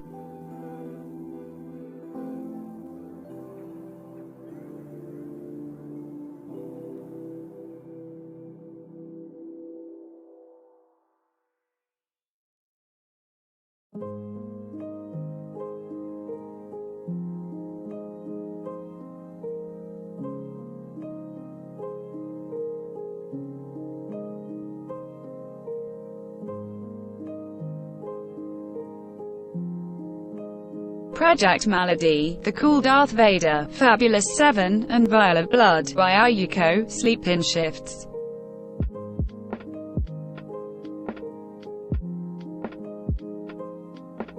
Muzpeep is awoken by nightmares.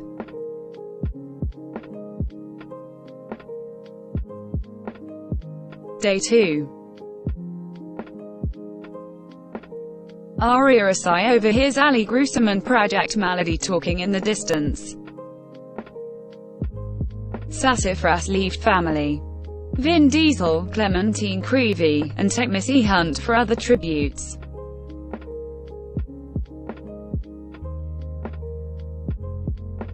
The Chip steals from Lachesis while she isn't looking. Vial of Blood by Ayuko explores the arena.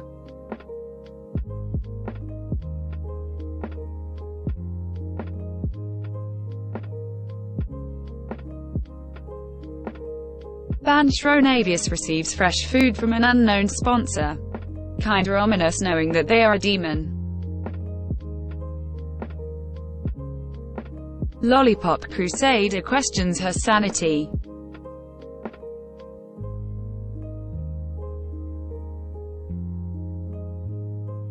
Apricot sees smoke rising in the distance but decides not to investigate. Cupcake Rebel runs away from Jim, my cactus.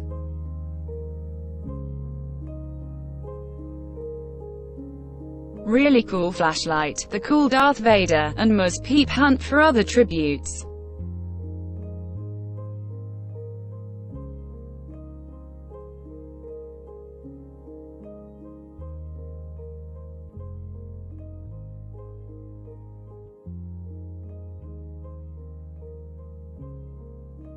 Jets that use op explores the arena. They trying to scope out the good sniper spots.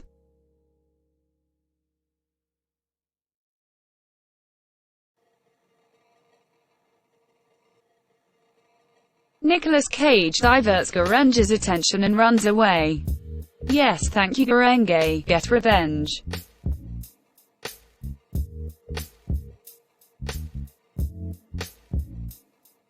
Fabulous 7 goes hunting.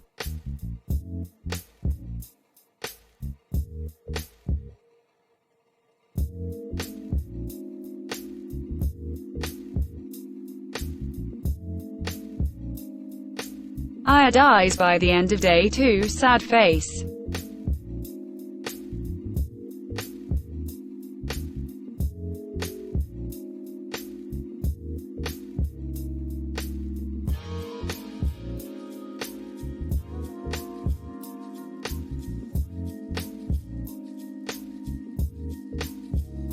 Hello there gambling, welcome to the stream.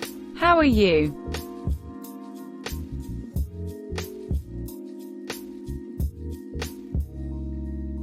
Nicolas Cage, Cupcake Rebel, and Lollipop Crusader start fighting, but Cupcake Rebel runs away as Nicolas Cage kills Lollipop Crusader.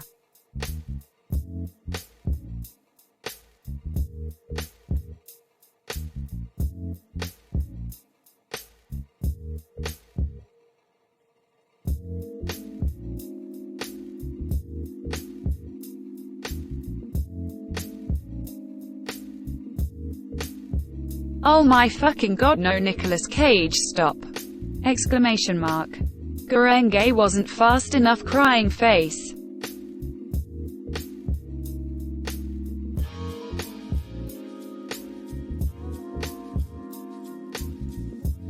Apricot looks at the night sky.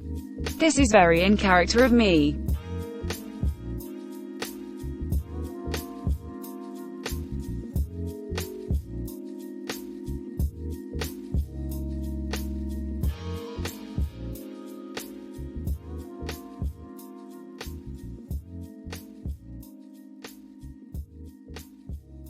The Chip, Ali Gruesome, Really Cool Flashlight, and Banchronavius tell each other ghost stories to lighten the mood. Can confirm Banchronavius tells killer ghost stories. Family. Vin Diesel, Project Malady, and Jets that use op cheerfully sing songs together.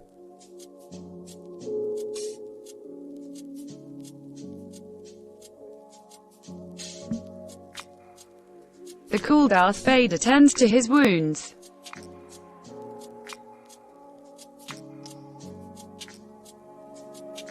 He doesn't need friends XD. Peep receives fresh food from an unknown sponsor.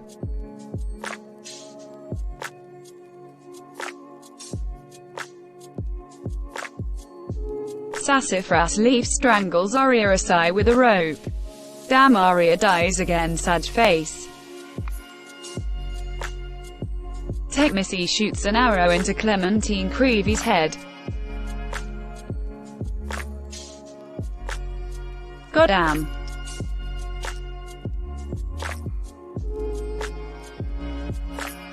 Jim, my cactus, stabs Lachesis in the back with a trident.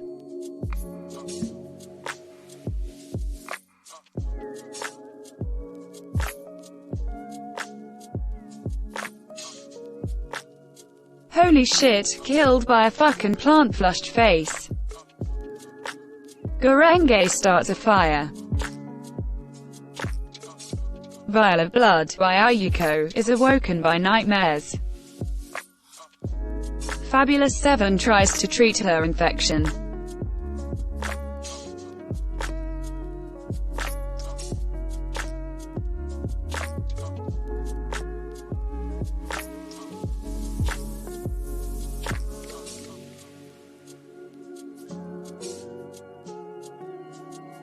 Yeah, Aria died again, sad face. Family. Vin Diesel searches for a water source. Vial of Blood by Ayuko makes a slingshot.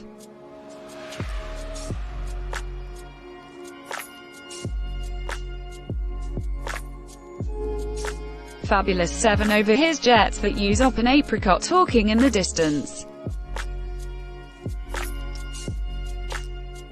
Ali Gruesome defeats Tech Missy in a fight but spares her life.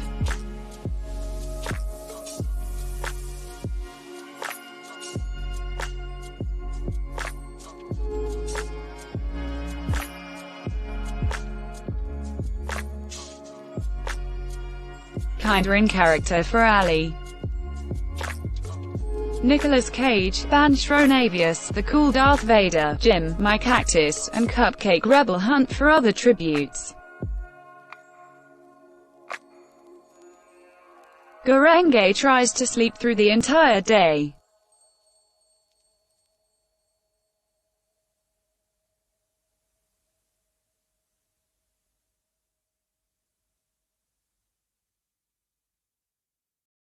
Really cool flashlight searches for firewood.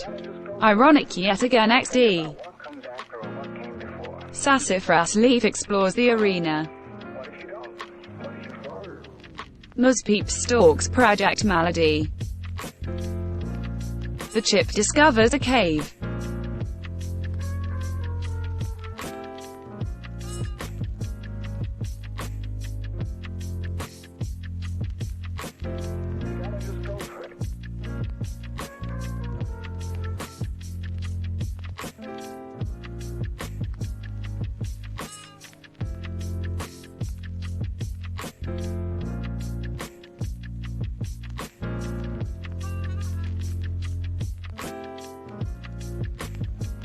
LCP, Aria, Clementine Creevy, and Lachesis all die by the end of day 3.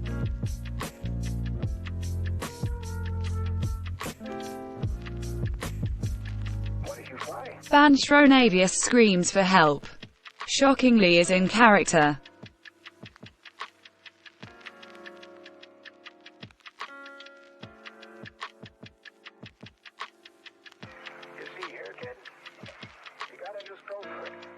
Project Malady is awoken by nightmares. Everyone give Project Malady a hug.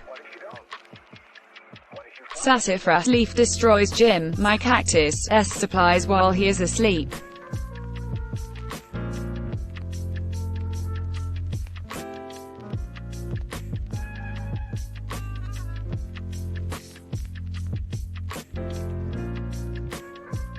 Nicolas Cage and Really Cool Flashlight tell stories about themselves to each other.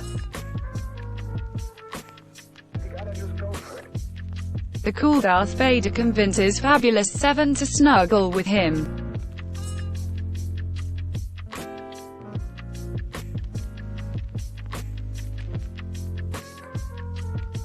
That's pretty rad, not gonna lie. The chip tends to his wounds.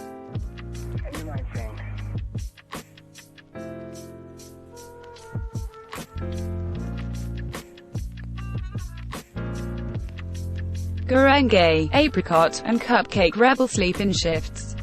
Wait, I love this one. Muzpeep begs for Technacy to kill her. She refuses, keeping Muzpeep alive.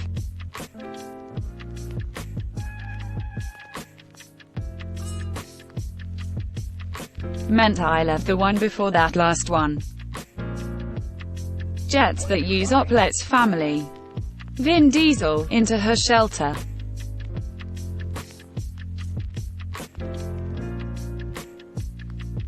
Vial of Blood, by Ayuko, is unable to start a fire and sleeps without warmth.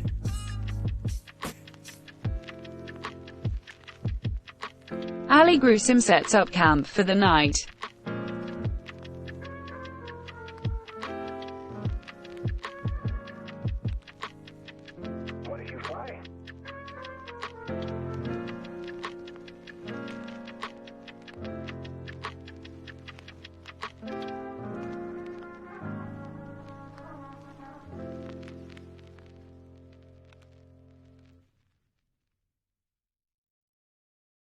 Ali Gruesome sets up camp. I just meant cause we all know each other LMAXD. Ali Gruesome sets up camp for the night. Jets that use Op chases Vial of Blood, by Ayuko. Tech Missy chases the cool Darth Vader. Sassafras Leaf is pricked by thorns while picking berries.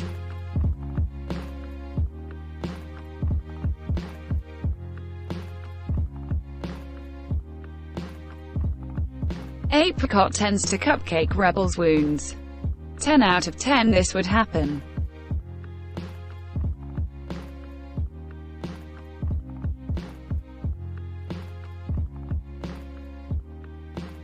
Muzpeep strangles Project Malady with a rope.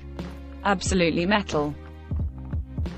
Banshronavius collects fruit from a tree.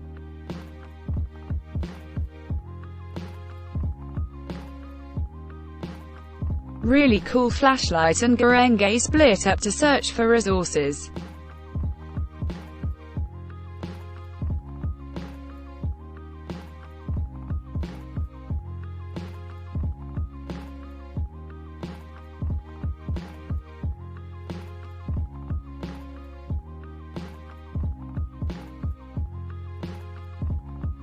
Yeah, simmer down your horny Gurenge, ha ha ha xd.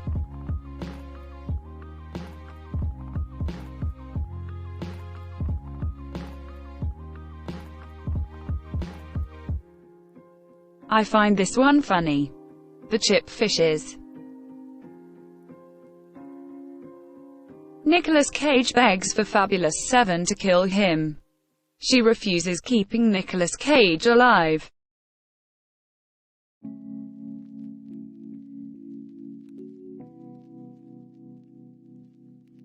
Fabi, what have you done? Exclamation mark.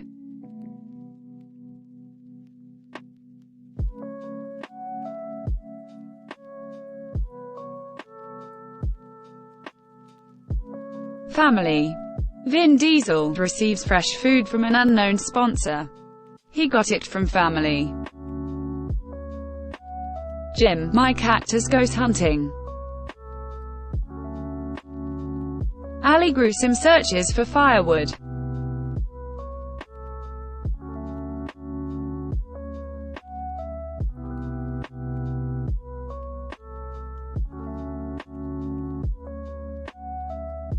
Project Malady dies by the end of day 4. Sad face.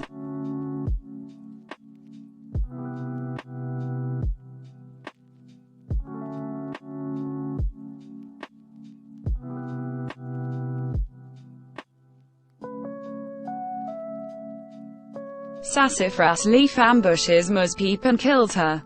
Damn. Really cool flashlight receives fresh food from an unknown sponsor. Ali Gruesome stays awake all night.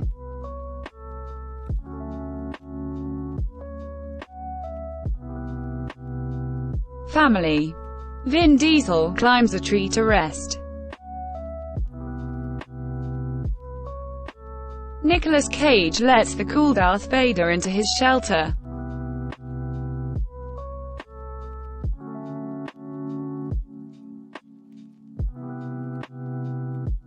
Apricot attempts to start a fire, but is unsuccessful. I am only dumb and gay.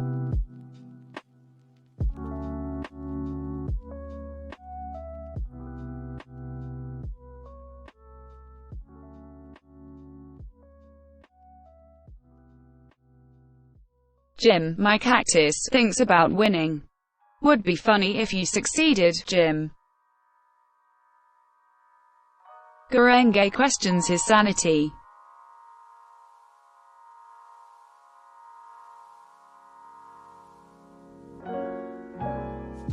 Cupcake Rebel loses sight of where she is. Sag.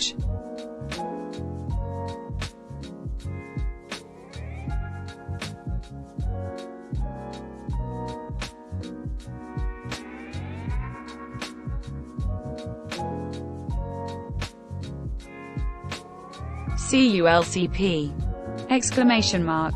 Glad you were able to stop by, smiley face.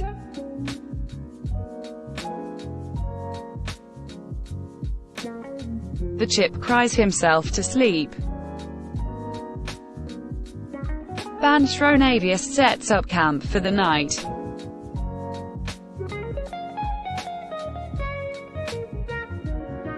Techmissy falls into a pit and dies.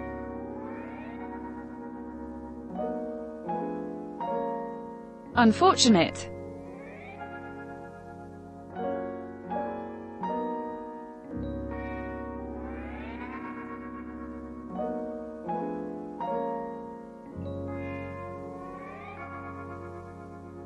Vial of Blood by Ayuko receives clean water from an unknown sponsor.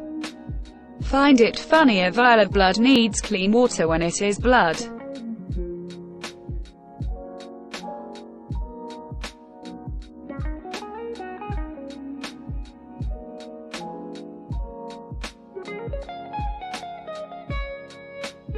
Jets that use op dies from thirst. Died from being a try-hard, dry-ass bitches.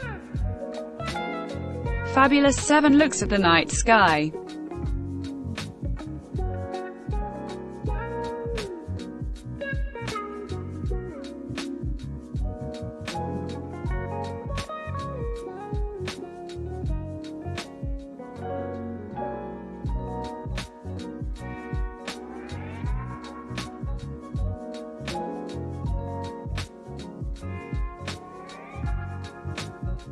Apricot family. Vin Diesel and really cool flashlight get into a fight. Really cool flashlight triumphantly kills them both. It was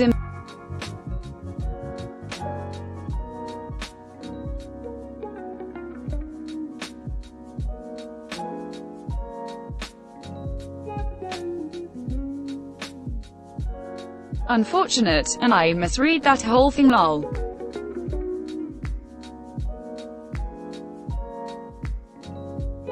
The cool Darth Vader receives a hatchet from an unknown sponsor.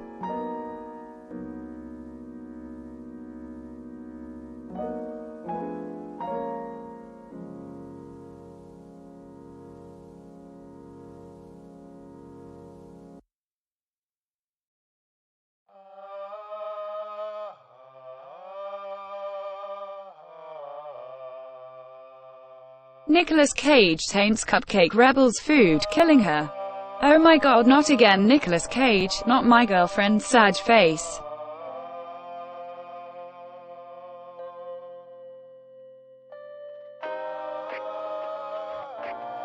Fabulous 7 sets an explosive off, killing Gurenge, Jim, my cactus, and Banshronavius. No, oh, my cactus! Exclamation mark. Vial of Blood by Ayuko questions his sanity.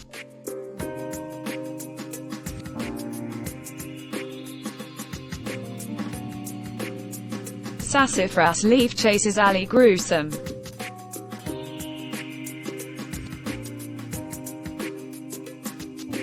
The chip receives medical supplies from an unknown sponsor.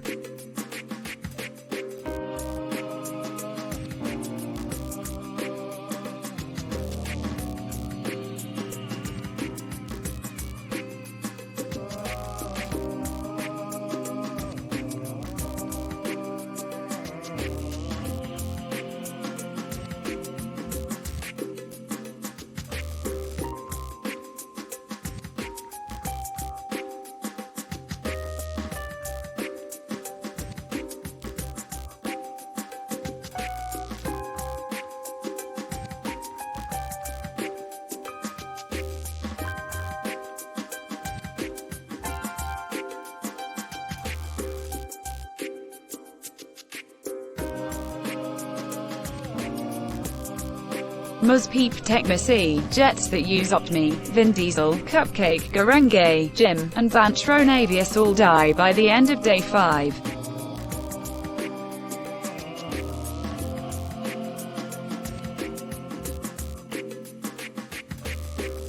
Lot of people died, 9 in total.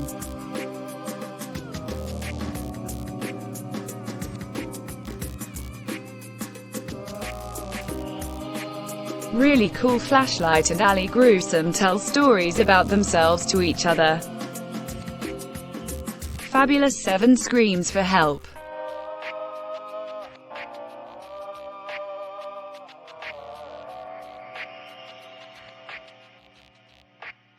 Nicolas Cage shoots an arrow into the cool Darth Vader's head. Nick is truly OP. Sassafras Leaf dies trying to escape the arena. Vial of Blood by Ayuko tries to sing himself to sleep. The chip passes out from exhaustion.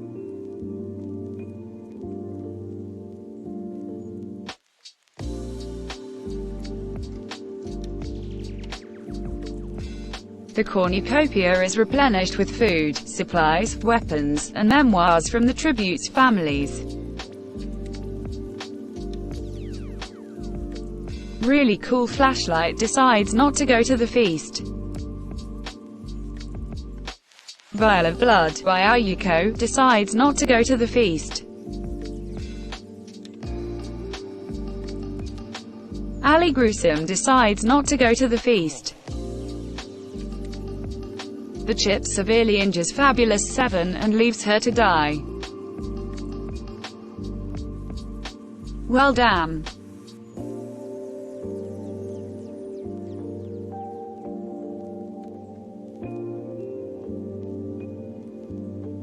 Nicolas Cage takes a staff leaning against the cornucopia. Nick is getting ready for more murder.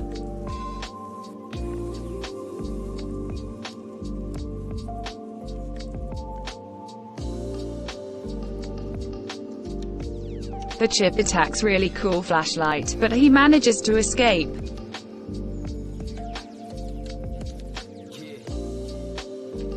Ali Gruesome begs for Vial of Blood by Ayuko to kill her. He refuses, keeping Ali Gruesome alive.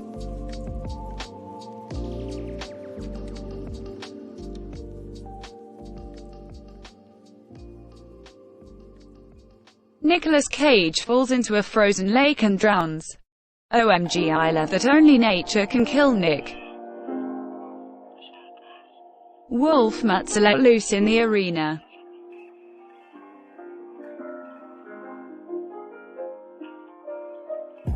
Ali Gruesome is eaten by wolf mutts.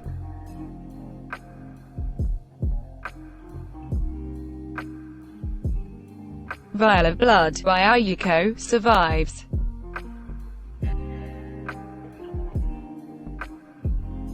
Really cool flashlight survives. The chip survives.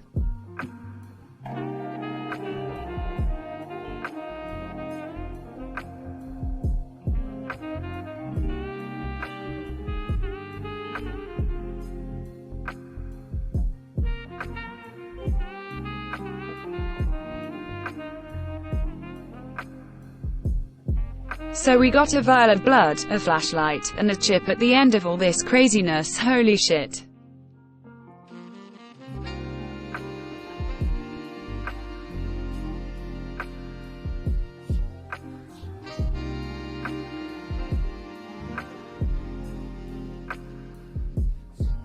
Welcome to the stream The Killing Gun. How are you tonight?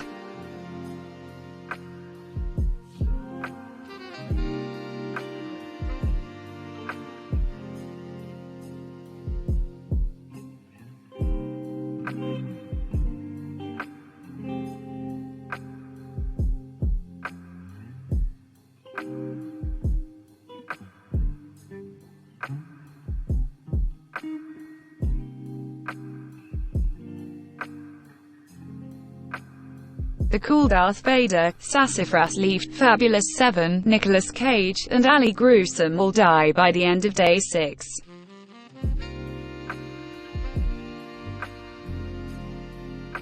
The chip goes to sleep.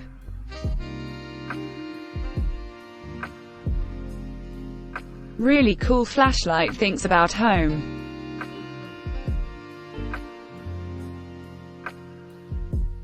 Vial of blood by Ayuko passes out from exhaustion.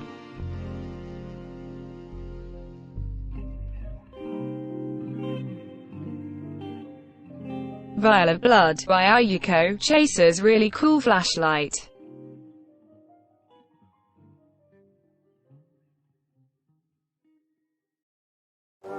The chip receives a hatchet from an unknown sponsor.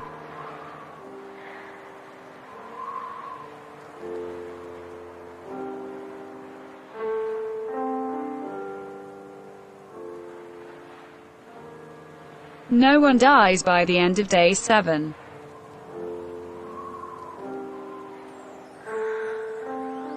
Vial of blood by Ayuko tends to his wounds. Really cool flashlight receives fresh food from an unknown sponsor. The chip quietly hums.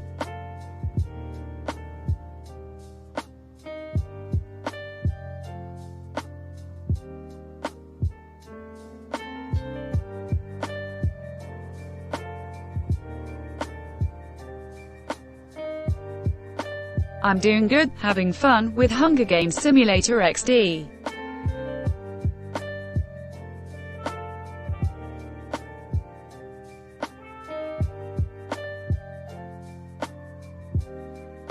Really cool flashlight begs for the chip to kill him. He refuses, keeping really cool flashlight. Vial of blood by Ayuko dies trying to escape the arena.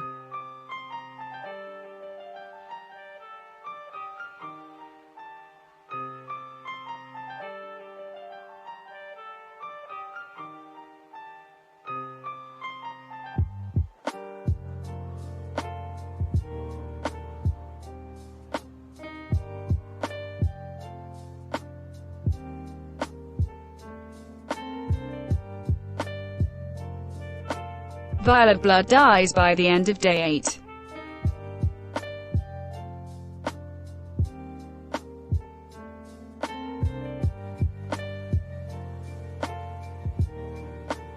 The chip tracks down and kills really cool flashlight.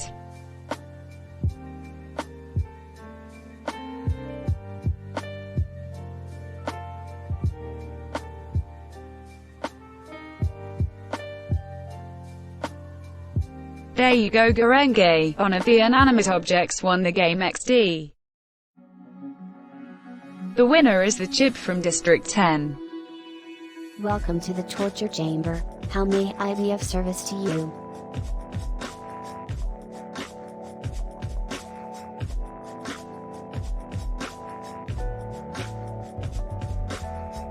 Thank you for the follow the killing gun.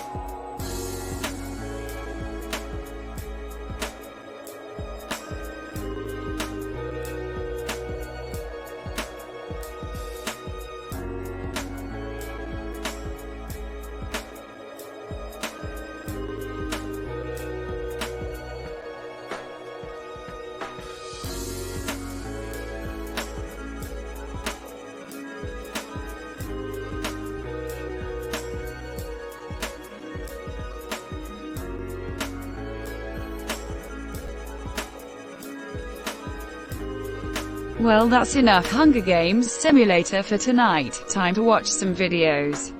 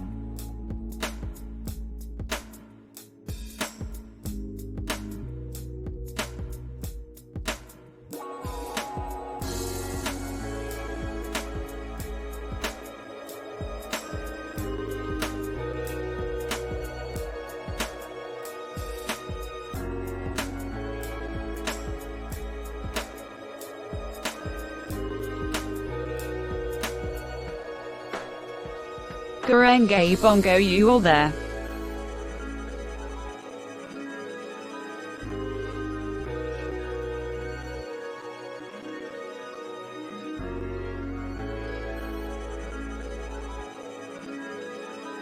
I was just curious.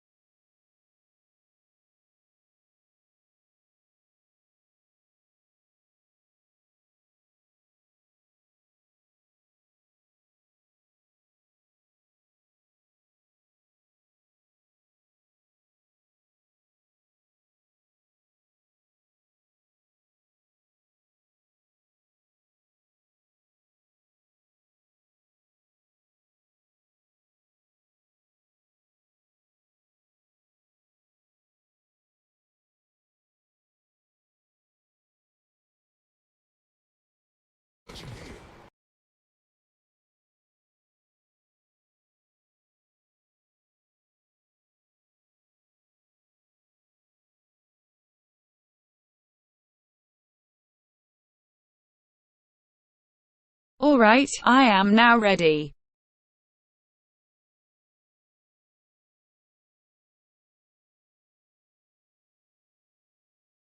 No worries, Bongo.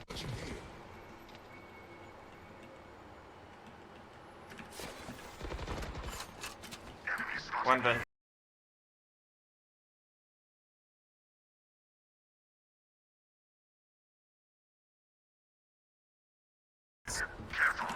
One Enemy Evan kill. dead. One vent. Vent is It Rox. was Reyna or who was that? That's Stay down. Reyna and Jet, both dead. Create, manage, and grow your business with Wix.com. Your website is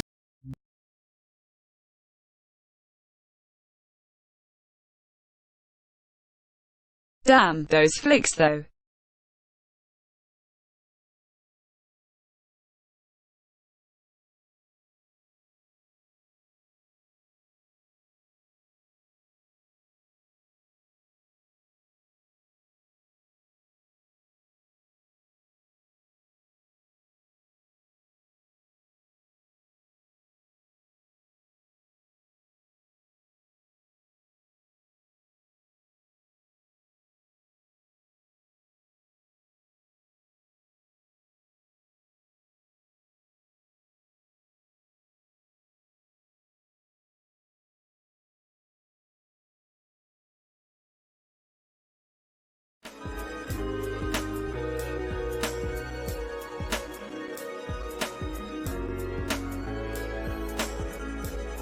Getting an ad blocker up.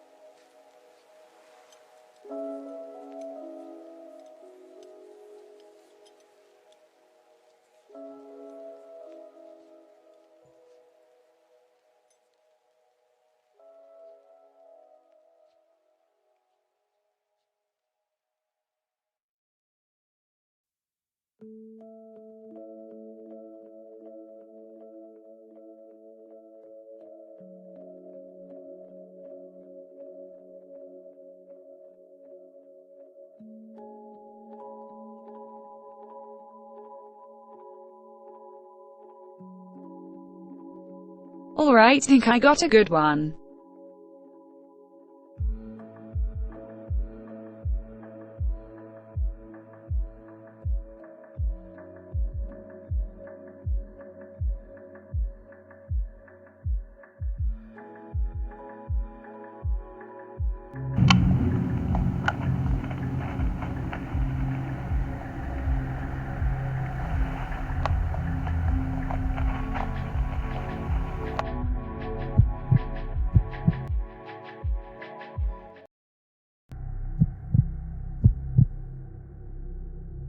What you're about to hear is the scariest thing I'd ever experienced. My sister and her husband were going away to Hawaii for a week.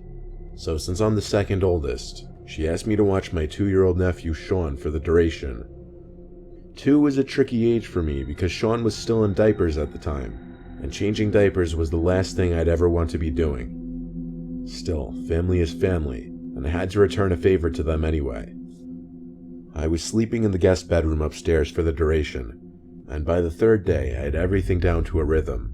Wake up, feed him, do my work in the living room while supervising him as he played, feeding him again, then putting him to bed.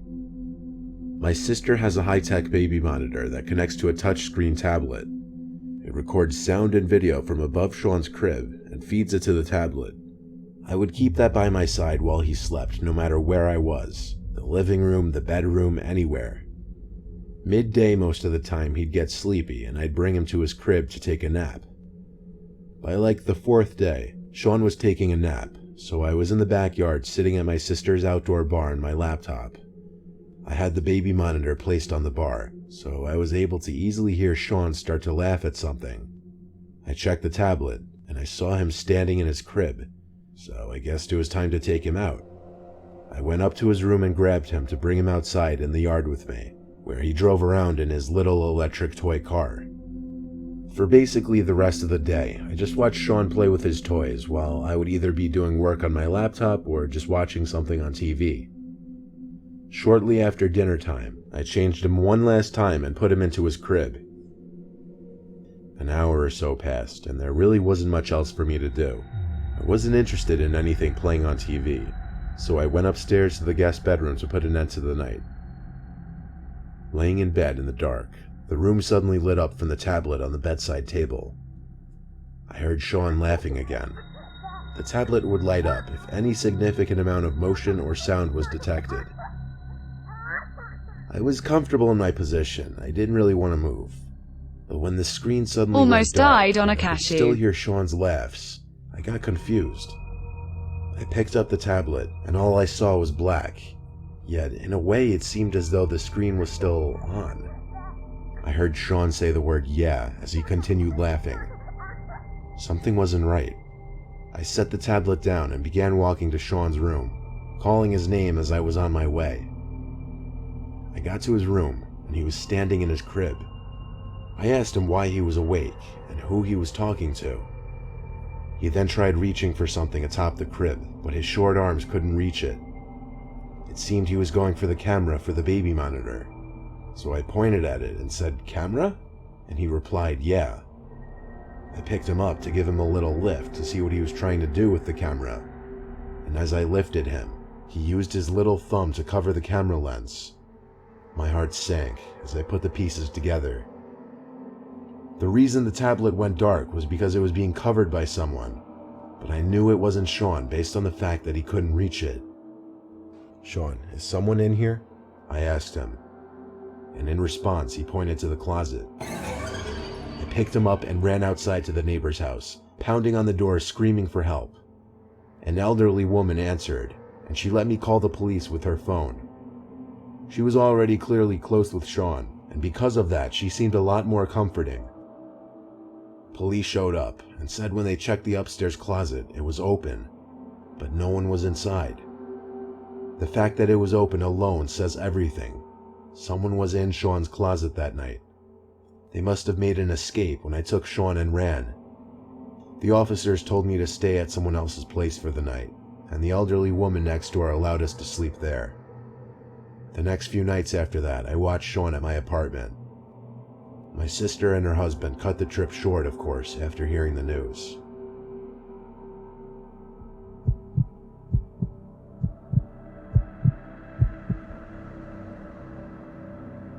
I was a 10-year-old diabetic who lived on the second-story floor. My parents lived on the first floor. That night, my dad was watching a scary movie about aliens. The aliens took over the world and were controlling people with their minds. I was unable to sleep in the room that I shared with my sister that night, so instead I slept on the first-story floor with my parents.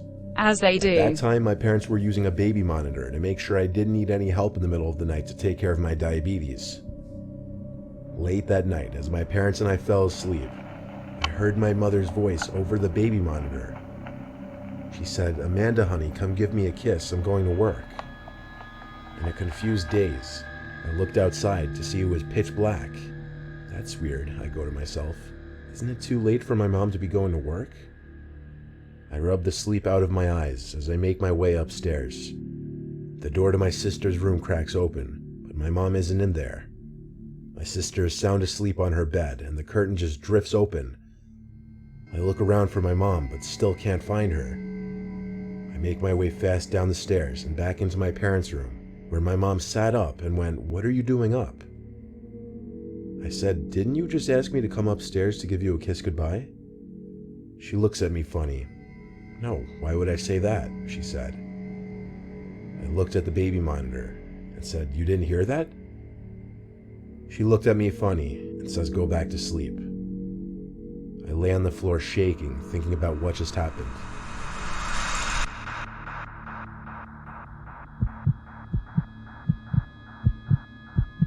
See Weepy. In my teens and early 20s, I would babysit as my side hustle. I was always really good with toddlers and babies, and usually the parents of the really young ones would pay more. There was this one pair of kids named Lucas and Adriana. Lucas was 2 and Adriana was 7, though Adriana doesn't have much to do with this story, I'll just say that right now. Lucas didn't really speak much, though I was told he had only just turned 2 a few weeks ago at the time. After a long and stressful day of watching the kids, they went to sleep. I would be spending the night at this couple's house watching their kids while they were out in some beach town with friends or something. When the kids finally went to sleep, I had some peace and quiet and time to unwind, as watching the 2 of them was a lot.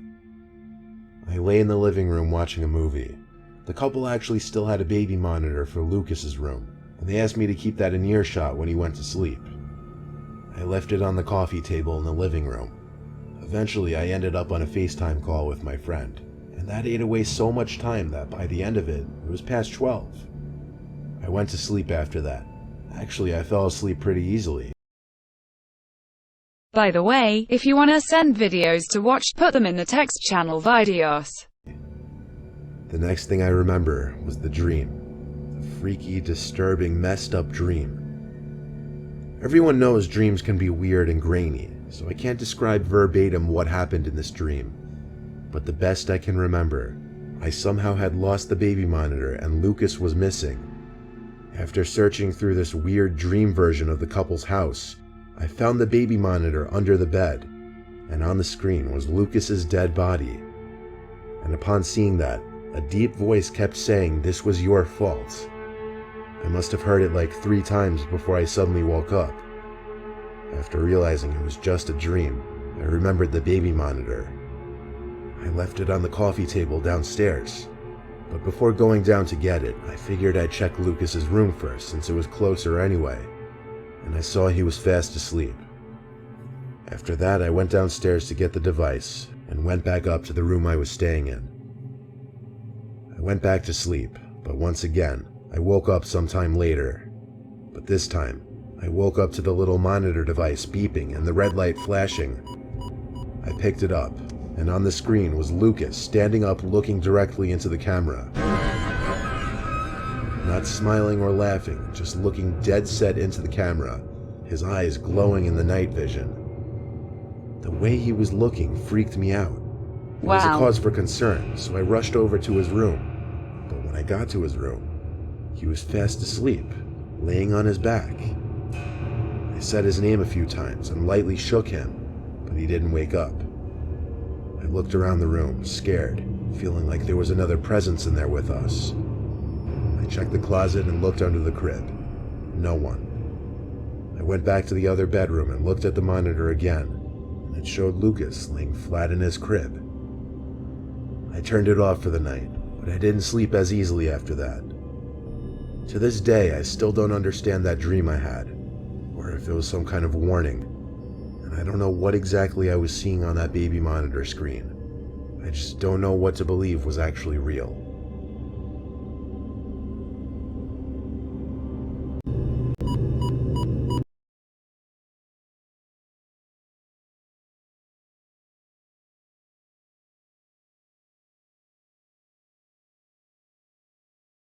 Both and no one's unknown. Could be garage right now on me. Phantom to your left, Jet. I wonder why my game does that. I'm sorry, hold on. Tap, maybe. I'm downing headshot. It's halved. Headshot. Stick it. A-Link, A-Link, A-Link! Yeah, Nice!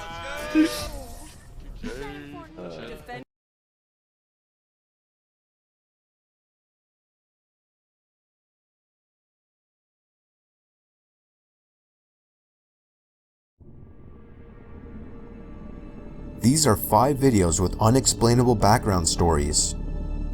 There is an unknown creature in England known as Messi by sewer maintenance. It was discovered during a regular maintenance survey. There had been previous reports of strange happenings in the sewers occurring on other routine maintenance jobs, however nothing as conclusive as this following piece of footage.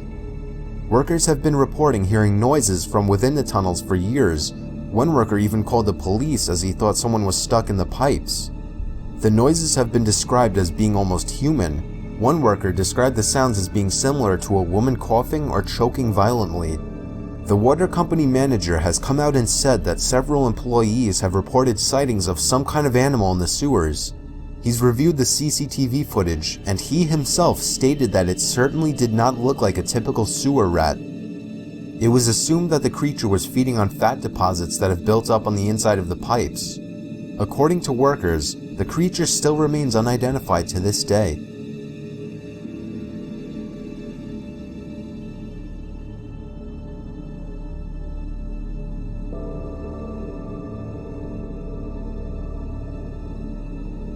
On February 25, 2014, a nude male body washed ashore on a beach in England.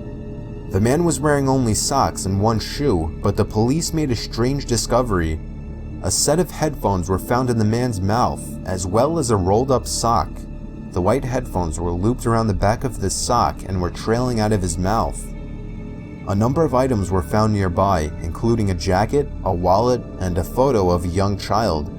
The victim was identified as 64-year-old Alan Geel, and the child in the photo was Alan when he was 2.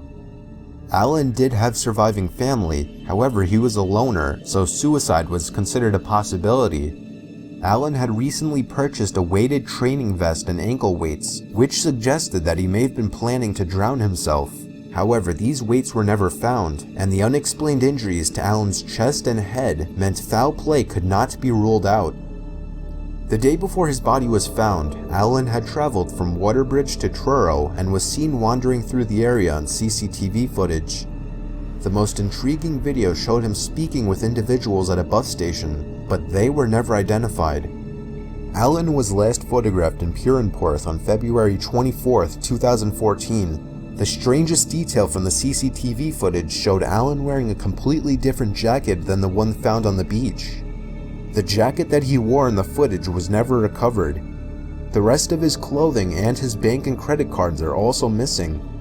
No one knows what Alan was doing in Purenporth that night, or how his body ended up in the water.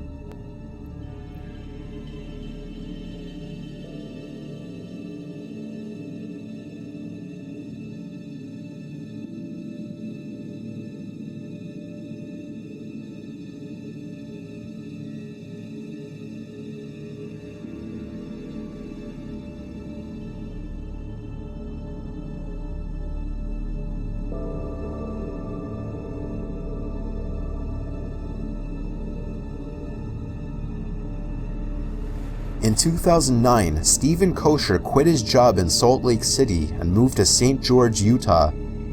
After months of struggling to find a job, Stephen left St. George on December 12, 2009. The following day, he called 2 of his friends and claimed that he was in Las Vegas. Stephen never offered any explanation for his trip, but his family believes that he may have been looking for a job. These phone calls were the last time anyone ever heard from Stephen before he mysteriously vanished without a trace. His abandoned car was located in a residential neighborhood in Henderson, Nevada, with wrapped Christmas presents that Stephen had purchased for his family in the back of the vehicle. Investigators eventually found this video of Stephen taken on December 14, 2009, from a camera at a residence in the Henderson neighborhood. The video shows Stephen parking his car, crossing the street, walking down the sidewalk and then disappearing out of sight. This was the last confirmed sighting of him. It's unknown why Steven parked his car in the upscale neighborhood, though it's been speculated that it could have been because it seemed like an unlikely place for him to become the victim of some kind of violent crime. His cell phone signal was picked up at various locations by a tower several miles away, but the signal died after 2 days. With his employment and financial difficulties, some people have speculated that Steven may have staged his disappearance to start a new life. However, there has been no trace of him for about 6 years.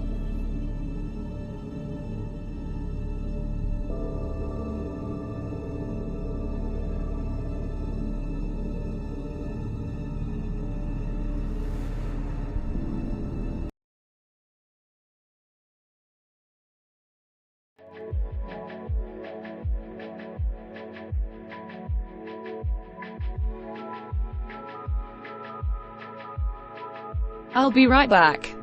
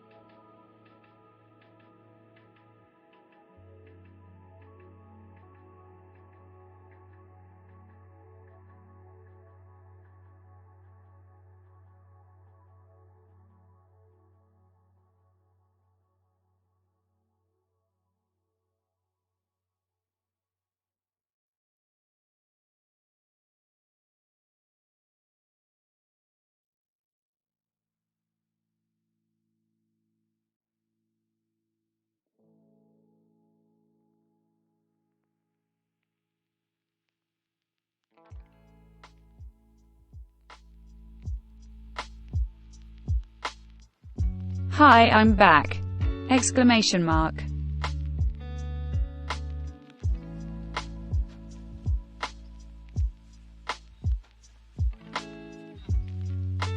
How's everyone's night going?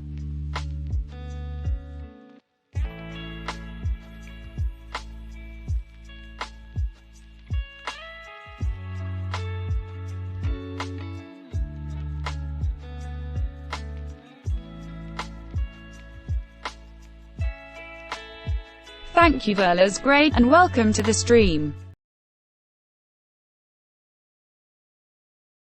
The following video is from a surveillance camera taken in November of 2007 in Fresno, California.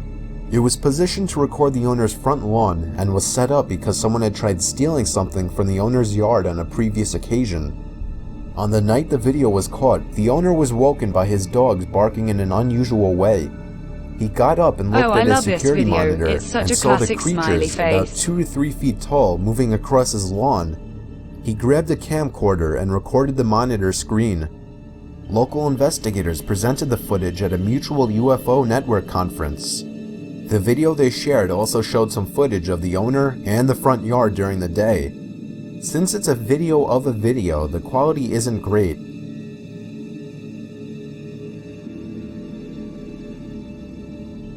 The TV show Fact or Faked investigated the video. The crew went to the home it was filmed at and tried recreating it with a few different experiments. In the end, they determined the video footage to be unexplainable. The end of the video also shows some footage of the creatures, that are by the way referred to as the Nightcrawlers, allegedly caught by someone else in Fresno a few years later.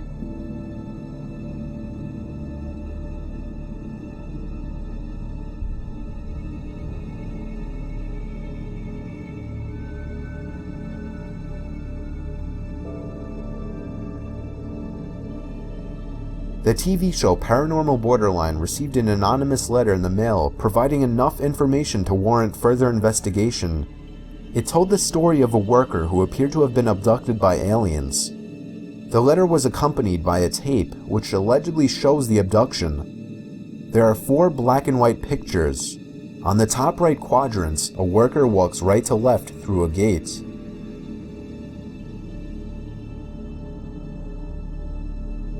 He disappears here in a flash of light at 11:16 p.m. The tape continued to run normally until almost 2 hours later. Then the victim reappears in a second flash of light in a fetal position. Oh, I remember this video then moments too. later, now crouching, he vomits and seconds later staggers right to left out of frame. According to the author of the letter, the footage was copied from a surveillance system. He reports that soon after the incident, the victim quit his job and moved away. Hired experts couldn't make any valid or concrete conclusions, and there are still no explanations for the flashes, missing time, or just what happened to the worker on that night.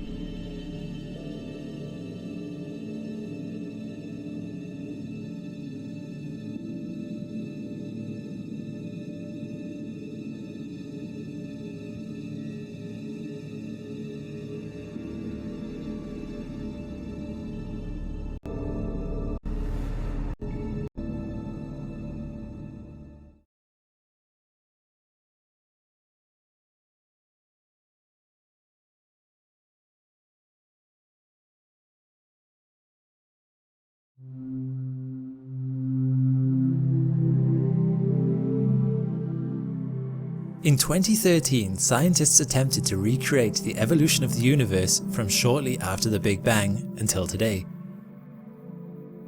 This simulation, which took 19 million CPU hours to produce, started with a predicted amount of matter, dark and dark energy that should have existed shortly after the Big Bang. The simulation was allowed to run to see if these parameters that were set at the beginning can produce the galaxies and the universe's structure we see today.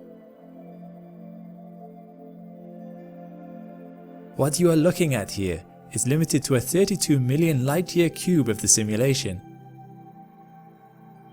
The expansion of the universe is considered, with simply gas density and temperature visible. This is the intergalactic medium.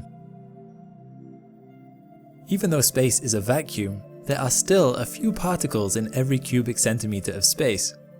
Blues are the coldest regions here, whites are the hottest.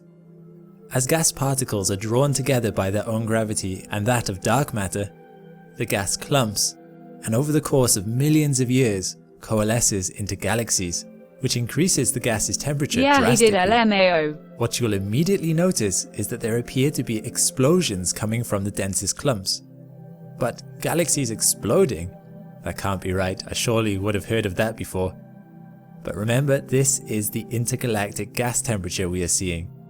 And each second passing in the video is a few million real-time years.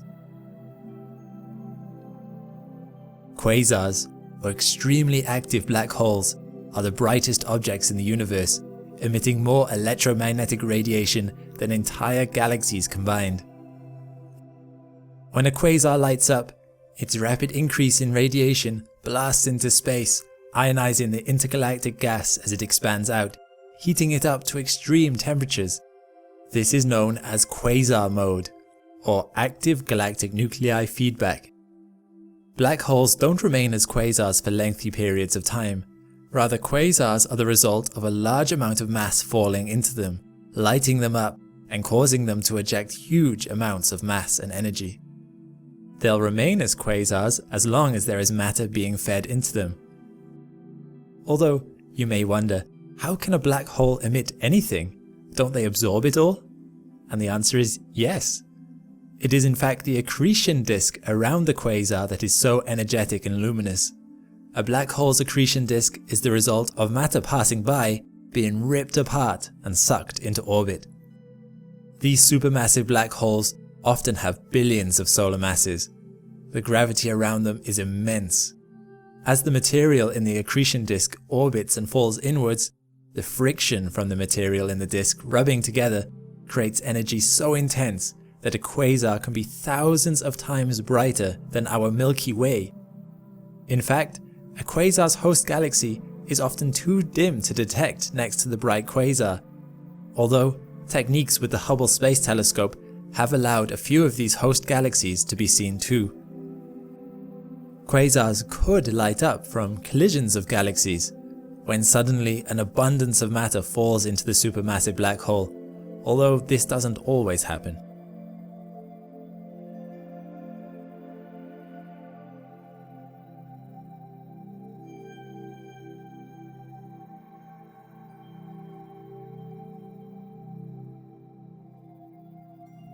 You'll also notice these jets coming from the quasar's poles.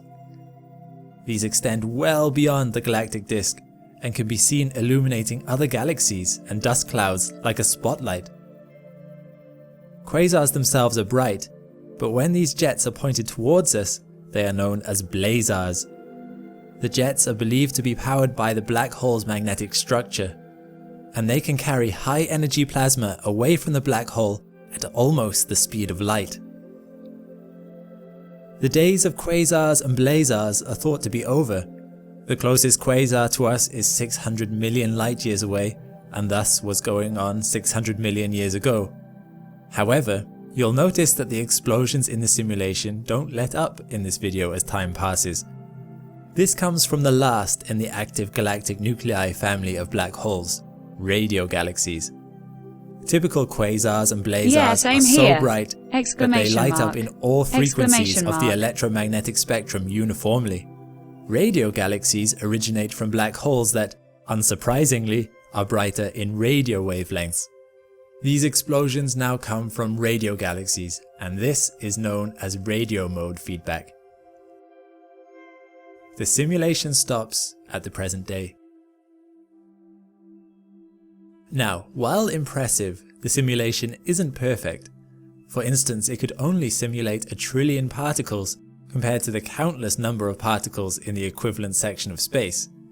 Also, we don't have a perfect knowledge of the perimeters of the universe, and so there were certain mistakes evident in the model, like the overprediction of star formation.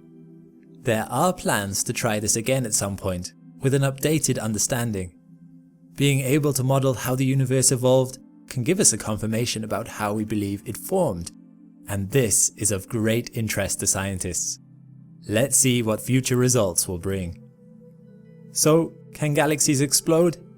Not in the conventional sense, but if you are talking about exploding with electromagnetic radiation, then absolutely. Thanks for watching. If you're new to the channel, don't forget to subscribe for more space videos.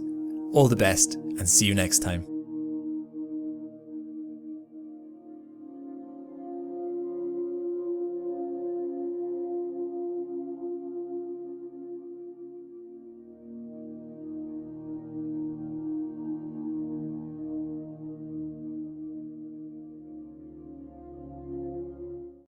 I don't think I have, to be honest.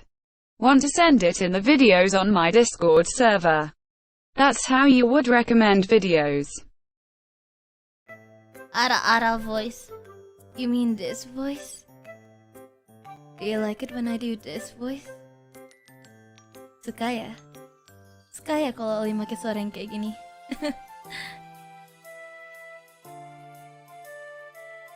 Maaf ya, bisanya cuman kayak gini doang. I'm sorry. This is the most I can do.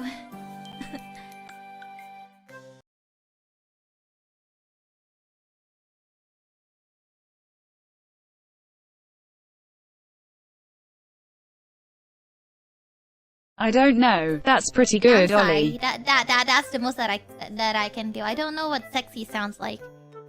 Like when people say sexy, the first thing that comes to mind is moaning. I've been now at the table view. Push a pull and then I do. I've been the hardest holding too. I left in the body.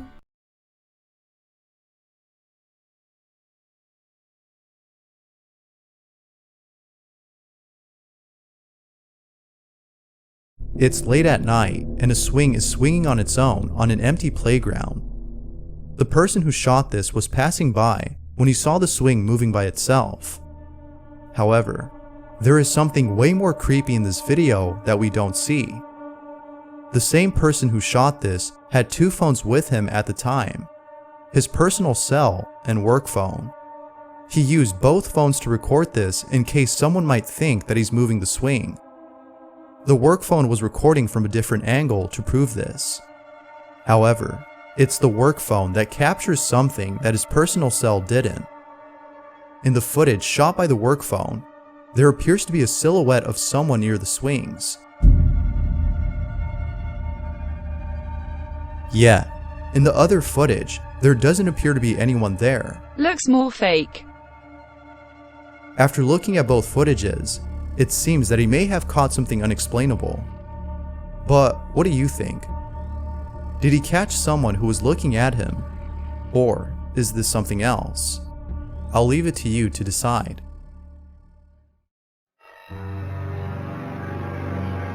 A family buys a doll from a thrift store, but ever since buying it, there's been nothing but strange occurrences taking place inside their home. They believe that the doll is haunted and is therefore responsible for the strange activity that's been happening. From toys turning on by themselves to things moving on their own, the family is stuck in a house that they believe is haunted. The family has no idea as to how they could stop the strange activity. But then one day, a friend of the family suggested that they light a white candle by the doll in the hopes that doing so would stop the activity.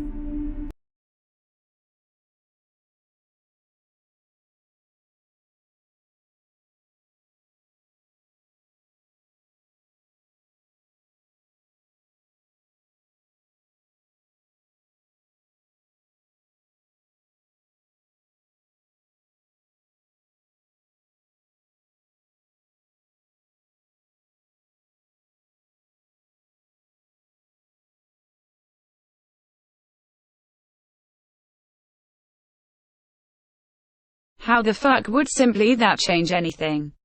You could do some ritual with that. What ritual I don't know, but a measly candle is not gonna do anything XD.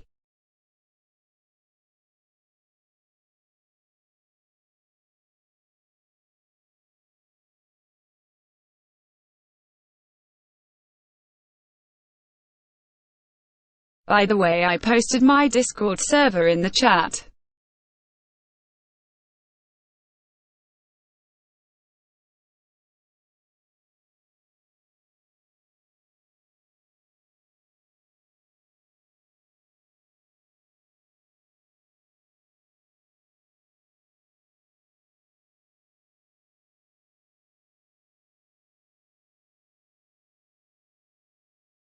They do just that, but something very strange happens. The family sets up a camera in front of the doll to capture anything unusual that happens. This is what they caught.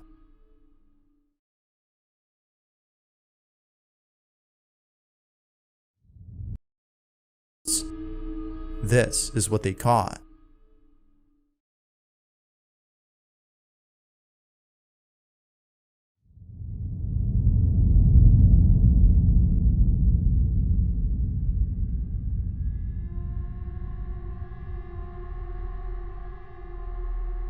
The candlelight mysteriously Okay, gets that's brighter, pretty weird, not but gonna lie. unfortunately, this had no effect on the strange activity. Things only appear to get worse. But then one day, the strangest incident happens. The daughter is playing with the doll when the following is caught on camera.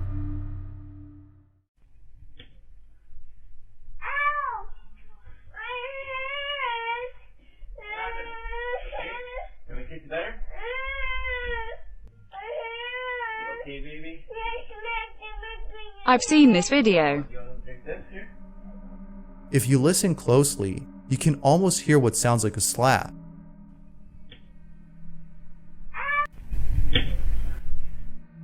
The daughter even says that she was hurt.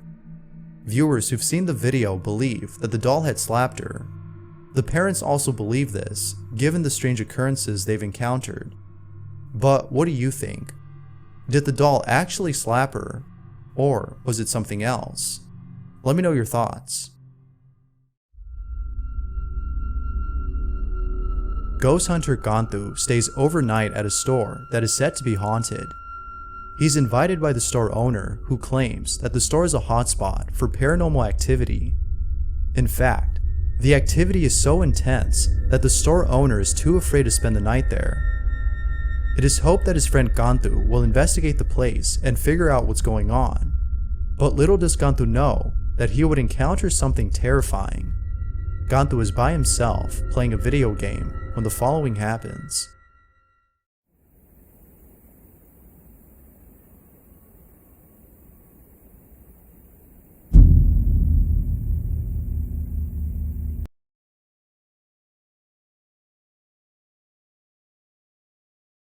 Oh, a child.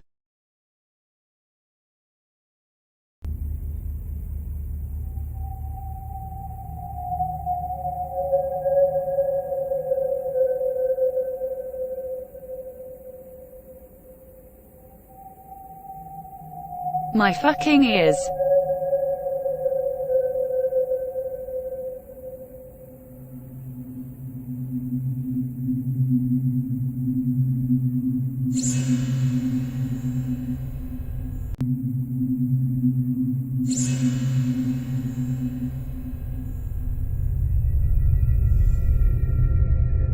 A faint apparition of a child can be seen in the corner observing Ganthu as he plays.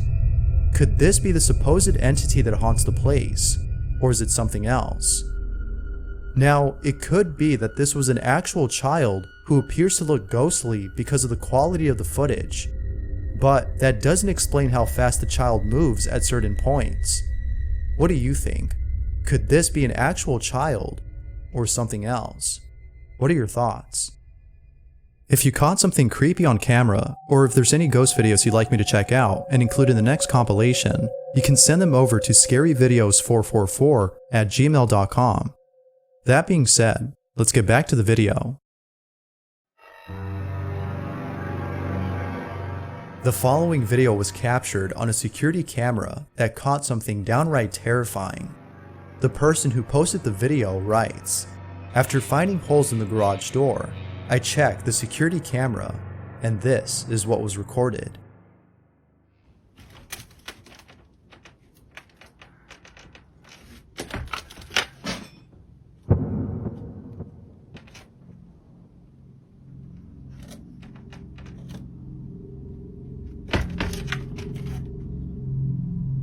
Well, damn, hello there.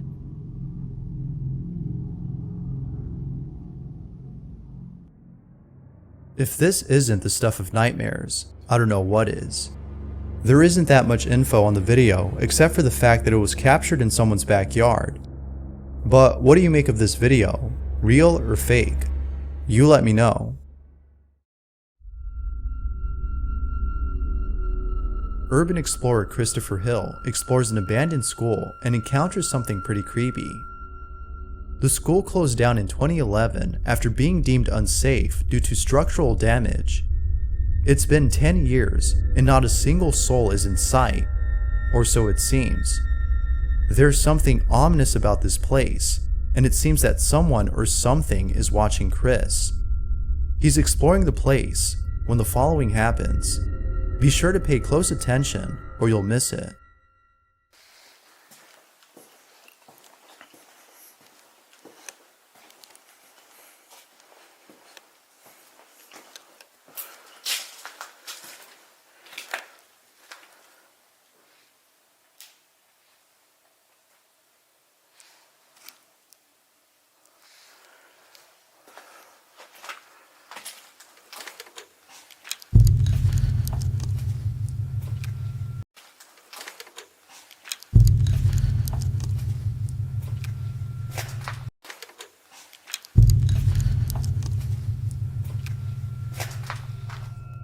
As Chris walks down the hallway, we can see a row of lockers, some of which are open. But when Chris walks out of the room, all the lockers are now closed. As if that wasn't creepy enough, Chris is exploring another part of the building when the following happens.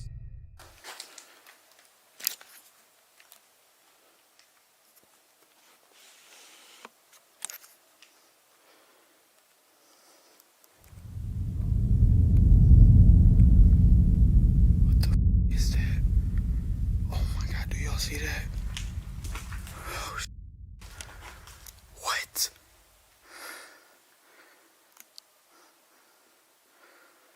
Yo.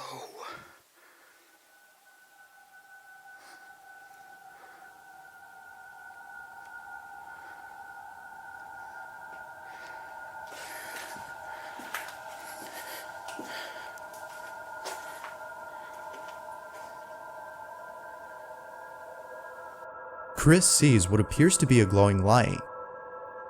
Now, it could be that he saw an animal as opposed to seeing something else, yet viewers think that this might be something ghostly.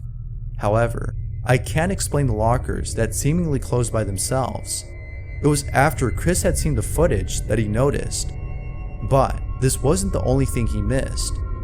During his exploration, Chris had checked out an auditorium. There was something in there that he didn't see. Look very closely, or you'll miss this one for sure. Already been in here. There appears to be someone sitting down in one of the seats. Perhaps this might have been a squatter, but viewers seem to think it was an apparition. Chris was definitely creeped out when he saw this. It's not certain if he'll be coming back to this place, but after Bro, seeing the vid was this, too dark to it fucking seems see likely that that he XD. won't. Who knows what's hiding inside this place? Thanks for watching, and I hope you enjoyed. Until next time.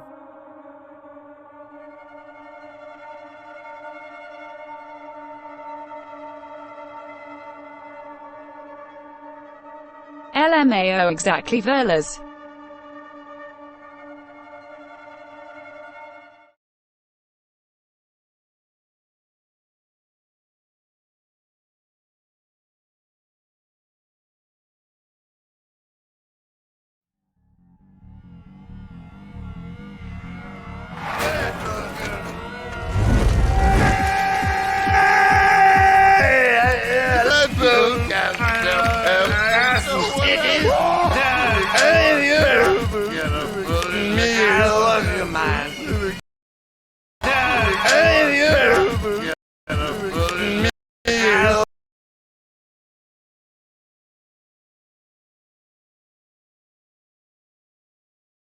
Love you, man. Oh, that's fun. Loaded!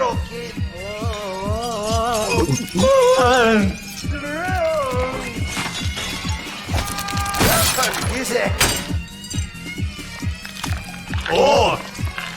Oh! Drink. Come on, drink. Ah! He's a crap drink. Oh, shit. I want to tank. No! Super! Fuck you! Oh! Be right back, love you. Bloody hey!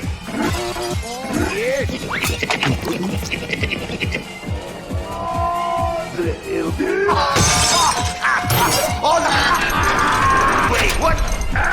Honey. What? Where's my super soup? What? Where's my super soup? What? Do you need to know? I need it! Don't you think about running out the door and no dare do? Fuck up, bitch! Dead is gonna. Hey, thanks. Fucking hell! It's bloody impossible! Yes! Hey! Help! Yes! Bro!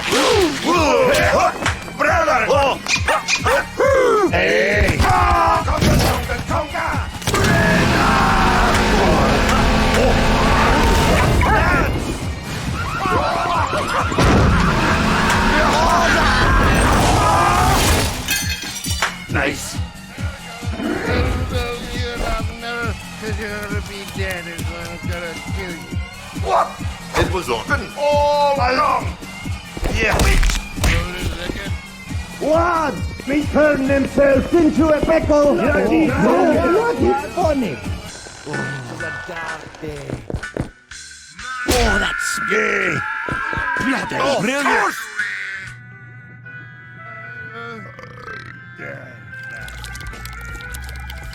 brilliant! I'm going with your tickets.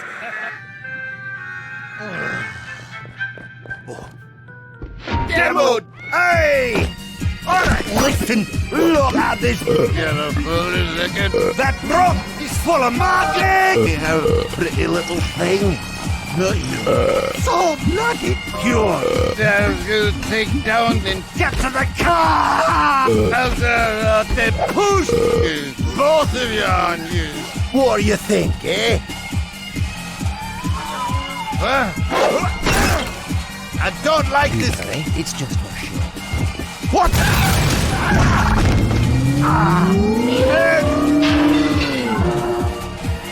Loser!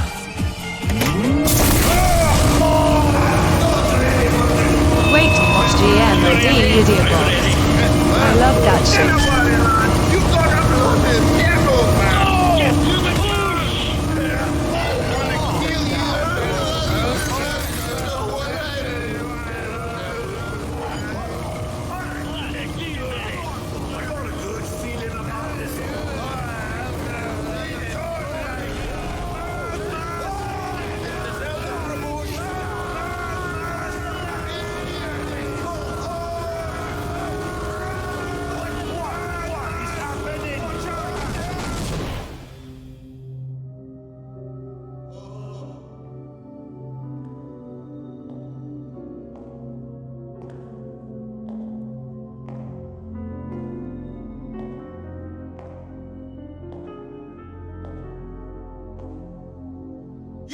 Demo Man Heaven.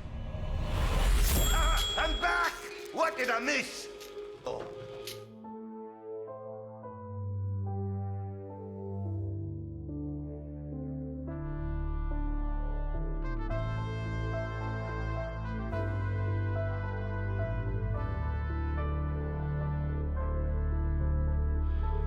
Whatever.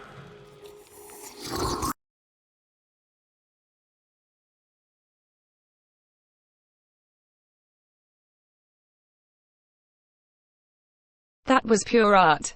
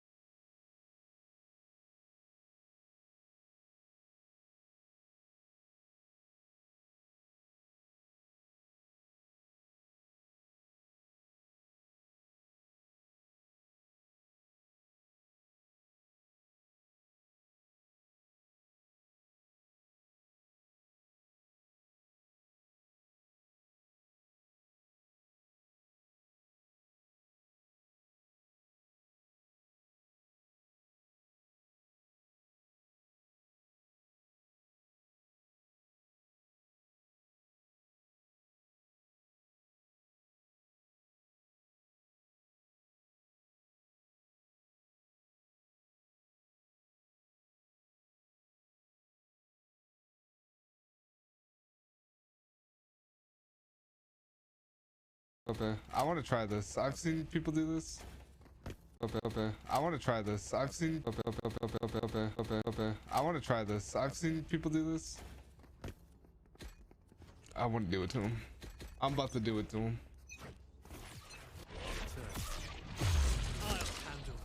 I'm gonna go eat one U-Haul. Raise.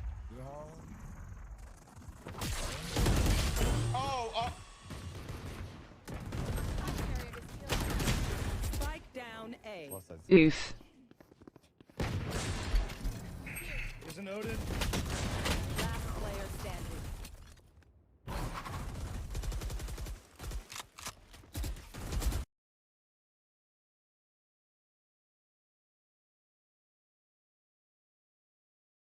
See you, Bongo. Nice having you here. Gura-san, you know what a bussy is? Yes. I know what bussy means. I think I know what bussy means. Why would they make bussy and bussin so similar? Or does bussy have to do with bussin? Bussin. Define. Bussin means something that is extremely great. Alright, so you can use bussin normally. I know what bussy means though, I think. So we're not gonna define that one. Even though that's a cute word though. Bussy. Bussy. Bussy. Bussy though. Bussy is different from bussy though. Because if you say bussy, sussy bussy baka is different. Alright? But the second you make it from to ooh, then it becomes something yabe. Yeah, then you have to watch your mouth around your mother. Don't go around saying bussy. You can go around saying bussy. Sussy bussy. I think. I don't actually know what it means exactly.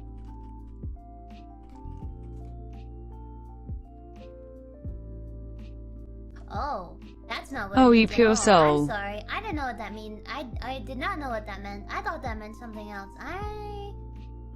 Okay, please stop. I'm gonna stop. Let's not... I didn't know that that's what that meant.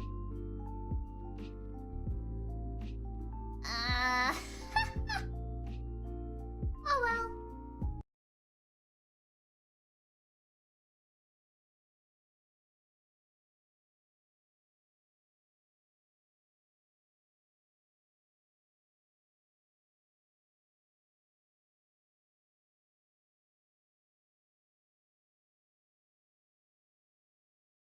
Computers aren't very good at picking random numbers. Every part of a computer is designed to be predictable and follow logical patterns. You put the same numbers in, you're going to get the same numbers out, which is a problem because all modern encryption, including that padlock up in your browser that tells you that you're safe, all of that relies on big, properly random numbers.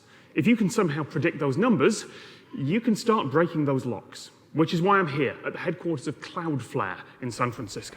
Cloudflare is a service that protects websites and web services and sort of sits in front of them as a gatekeeper. Somewhere around 10% of the web flows through Cloudflare's network. Cloudflare was one of the first companies to percent of the web services and sort of sits in front of them as a gatekeeper. Somewhere around 10% of the web flows through Cloudflare's network. Cloudflare was one of the first companies to provide free SSL encryption for websites. So the connection between your web browser and the website you're going to is fully encrypted and, invisible for eavesdroppers to be able to look at. In short, these folks deal with a lot of encrypted internet traffic, so they need a lot of random numbers. It is possible to write code that will simulate randomness, and that's good enough for a lot of uses, but in theory, those numbers could be predicted. They're just being generated by code. So the servers here have to get their randomness from an external and entirely unpredictable source. A lot of home computers treat their own users as sources of randomness. Tiny twitches of mouse movements, the exact milliseconds between keystrokes, or on a phone, maybe even the accelerometer or other sensors. In all those cases, they generally discard the bigger parts, the bits that could just be influenced by humans, and go off to tiny little decimal places, the bits that you couldn't control precisely even if you wanted to. But that sort of human interaction is nowhere near enough for an operation on this scale, hence lava lamps. We videotape these lava lamps and take the pictures and the video and turn it into a stream of random, unpredictable bytes. And this unpredictable data is what we use to help create the keys that encrypt the traffic that flow through Cloudflare's network. This data is then fed into our data centers and then fed into the Linux kernel, which then uses it to help seed random number generators that are used to generate keys. Every time that you take a picture with a camera, there's going to be some sort of static, some sort of noise. So it's not only just where the bubbles are flowing through the lava lamp, it's sort of the state of the air, the sort of ambient light. Every tiny change impacts the stream of data.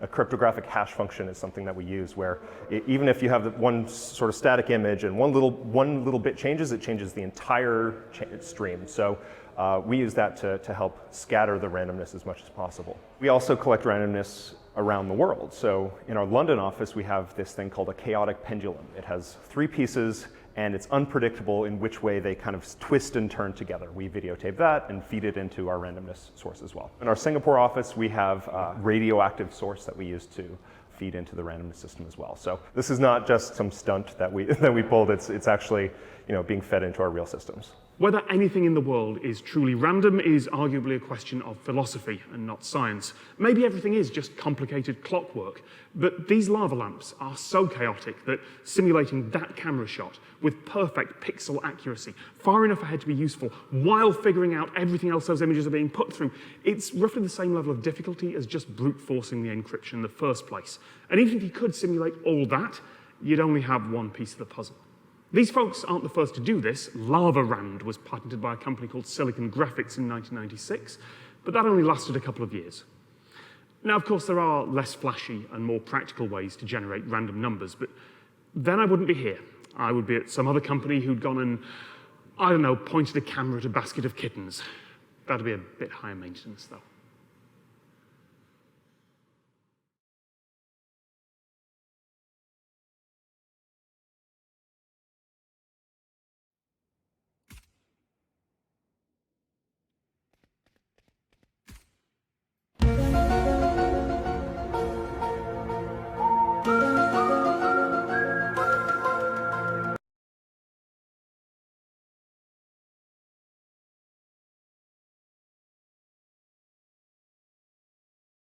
Very weird.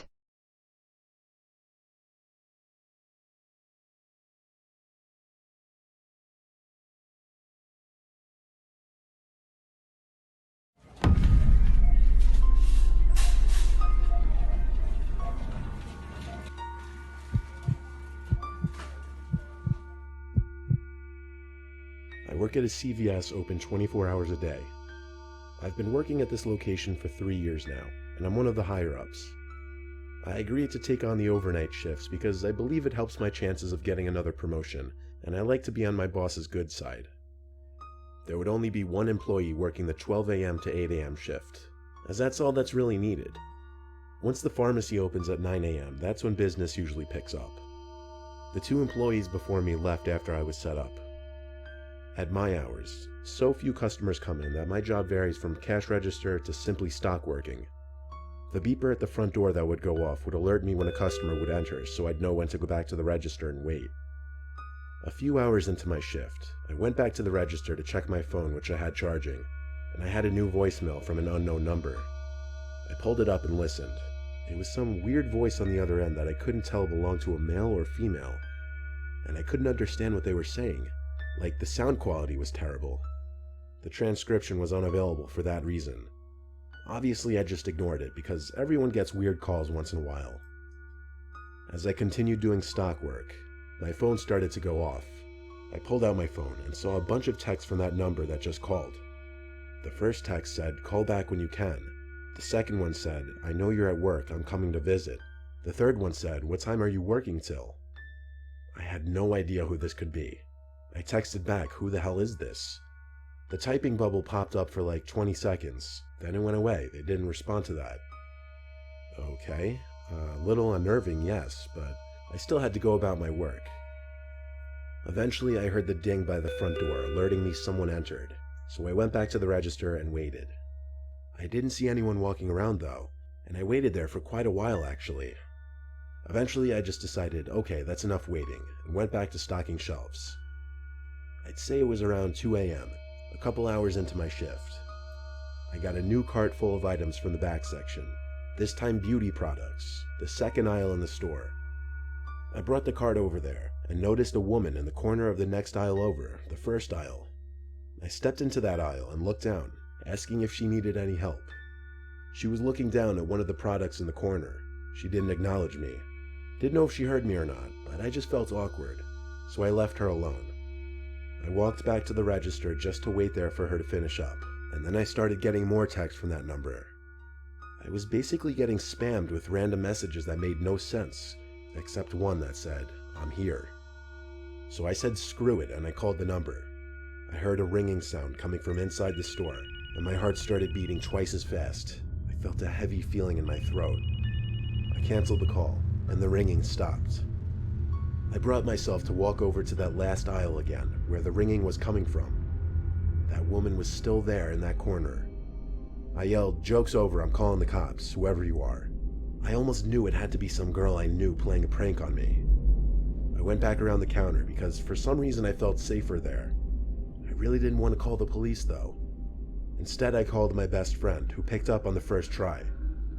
I asked him to think of anyone we knew with brunette hair who had my number and would be playing a prank on me like this. He guessed a few names, but based on the body shape of that woman, it was none of them. My friend told me to just stop being a pussy since it was a girl. I told him, alright, whatever, and hung up the phone. I was about to suck it up and walk over there when I noticed her, peering half of her head from around the corner of the beauty aisle. She had to be kneeling down too because the shelf in that aisle is lower than the rest. The first thing I noticed was blood trickling down her cheeks. She was smiling and I heard her making these fucked up laughing sounds. It looked like she cut the skin on her cheeks right next to her lips, and this was when I realized she wasn't our age. She looked like she was anywhere from 30 to 40. I took one step closer and I recognized her. It was this lady with serious mental issues who had DM'd me with a fake account before, and as far as I knew, she was dangerous and was supposed to be in some psychiatric center. She must have gotten my number through my Instagram, which I have set as a public figure profile, which includes my phone number. Seeing half her bloodied face peering at me, smiling, made me want to yak. I yelled at her to get away or I'd stab her. Of course, a complete bluff.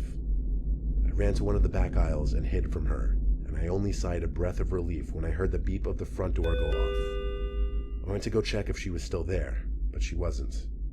And so I called 911 and had the police take a report, showed them the CCTV footage, and warned them of her name and that she had serious mental issues.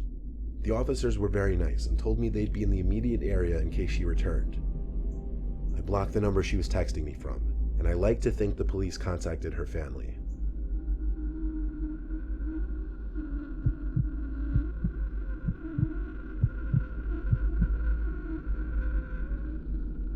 I used to work the dairy aisle in a grocery store. It was the worst job I ever had.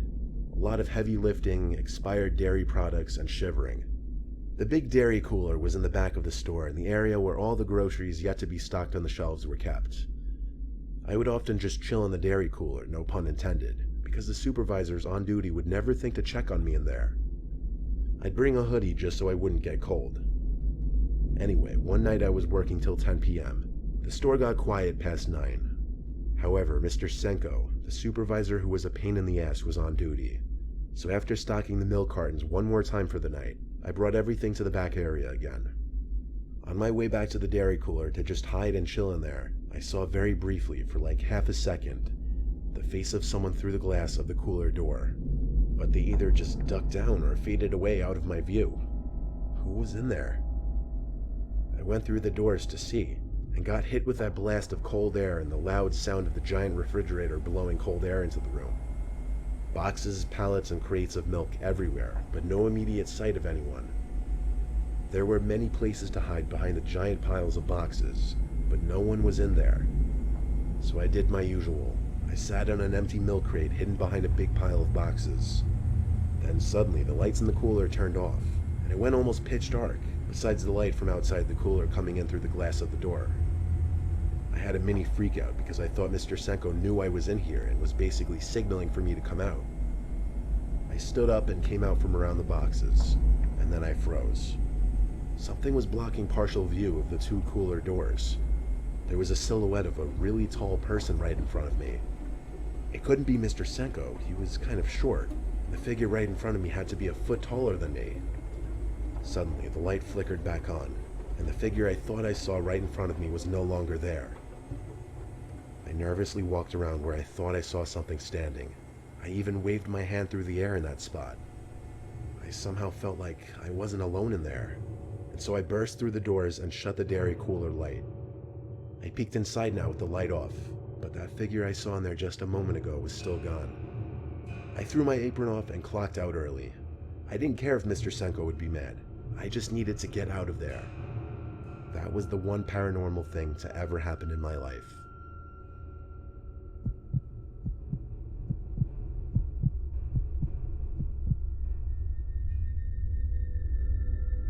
I do overnight stock shifts for various local Lowe's home improvement stores. All I do is work whichever specific location needs me for the night, usually dependent on which location is having the most business. My job is to unload trucks, operate forklifts in the back section and throughout the store, and do night stock work.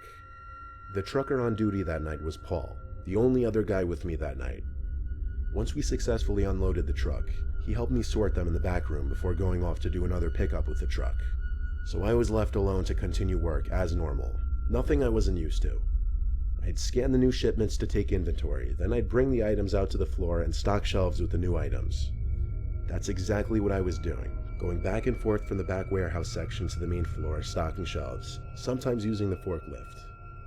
I was scanning items with the inventory gun towards the back section of the warehouse when a loud crash scared the living shit out of me, to the point that I jumped and turned around mid-air.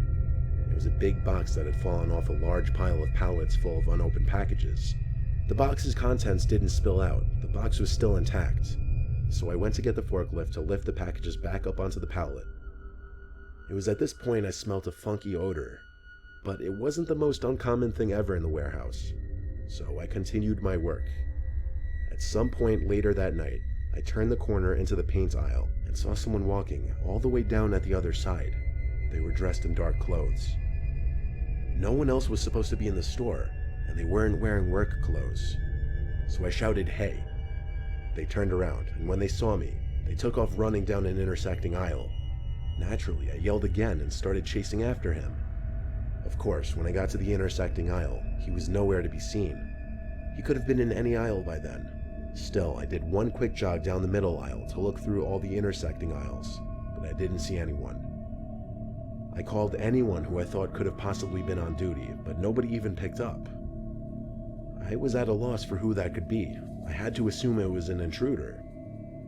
I returned to the warehouse, and as I walked through the doors, I heard another crash from the back section of the warehouse. I ran in that direction and discovered something had fallen from the same pile of pallets and boxes. That was it. I had to run and grab a ladder to go climb up the stack of boxes. When I got to the top, I realized there was a perimeter, or wall rather, of packages and boxes surrounding one big hole. In this hole, there was a homeless-looking man dressed in all black, the same man I had just seen. This was where the odor from earlier was coming from. He looked at me, and I looked back at him, speechless. I didn't know what to say. He got up and seemed as though he were coming to lunge at me. I quickly stepped down the ladder low enough to where I could jump off. Then I ran down the aisle of the warehouse and stopped. I got on the phone with the police, and a couple officers showed up 15 minutes later. Of course, the little secret home that man had made between boxes was empty now. He evacuated with all of his stuff. Camera footage later revealed that man had been staying in that little secret spot he created for a whole week. No one really checks the camera footage unless there's a reason to. That's how he got away with it unnoticed for so long.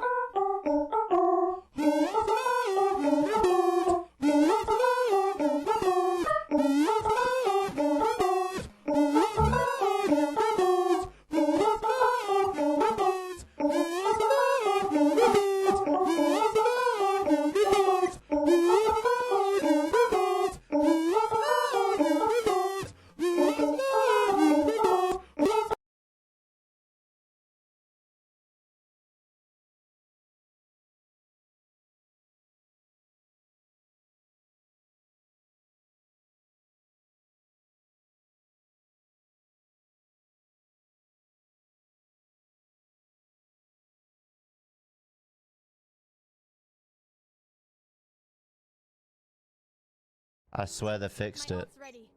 I don't know what they did, but look. No, they fixed that. I don't think they fixed this one. They didn't fix that one, okay? So they might have fixed this, but they completely forgot about this side.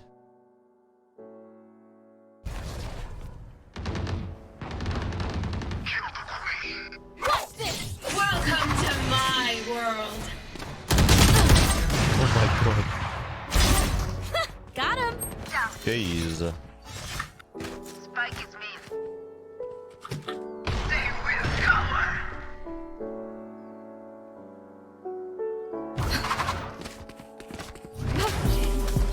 One enemy remaining. I think they're running back. Are they long? Let's see.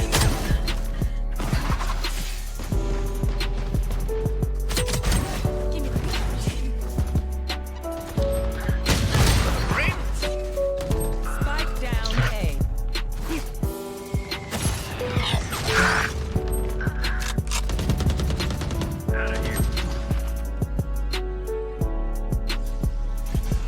You will not kill my ally. Poison's gone. Last player standing.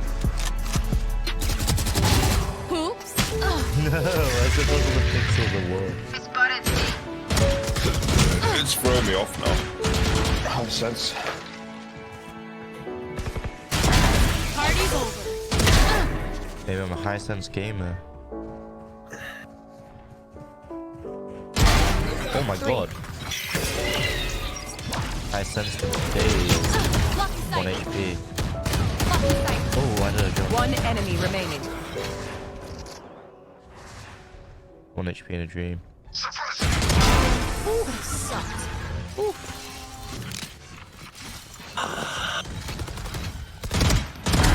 Enemy killed. Spike planted.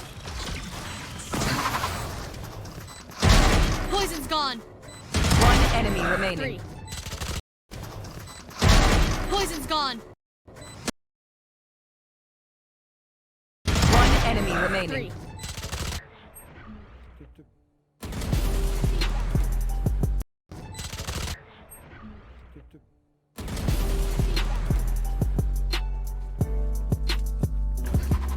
What the fuck? They've changed it. They've changed that 100%. 100% that's changed.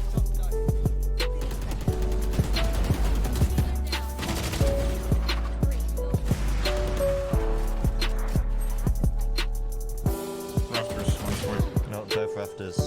Yeah.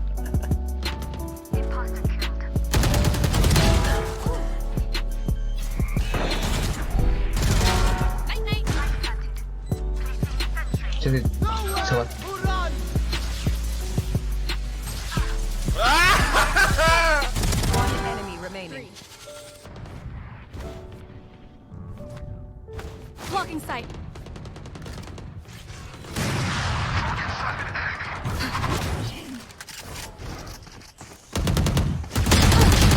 No! It's not good. Still in sight. Stay down. Spike down A. One enemy Last guy. remaining. Right here.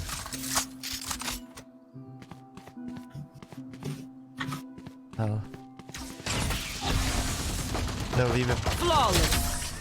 Ah.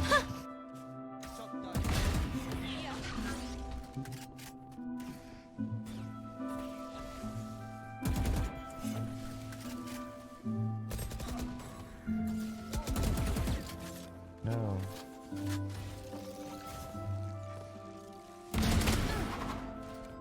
Spike down A. One enemy remaining. Lost me.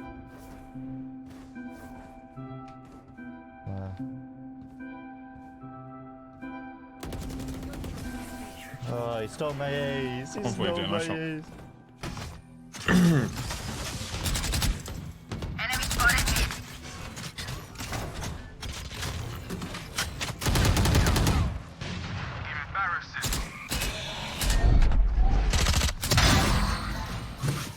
Spike Spike down B. One enemy remaining.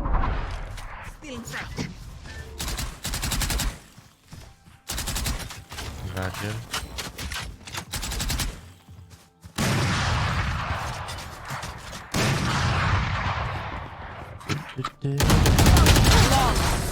Reloading. Too wee mama.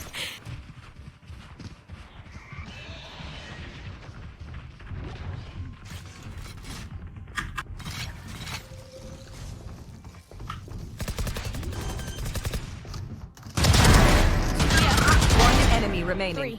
Spike down B. No! I knew he was there. Can go back, guys. Yikes. Yeah, go back now. Go back now. Third pick. Dive jet usually plays U-Balls to left side. Yeah, it's good. Careful for Sage.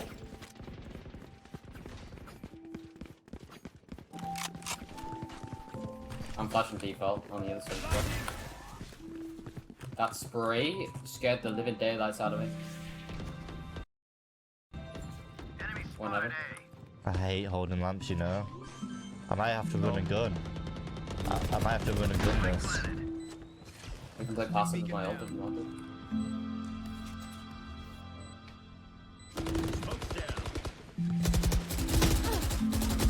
Lamps.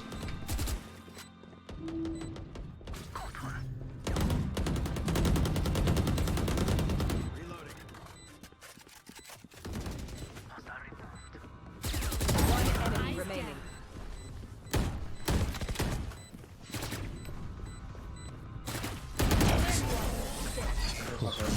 Oof, that scared me. Got it though, we got it. I don't know.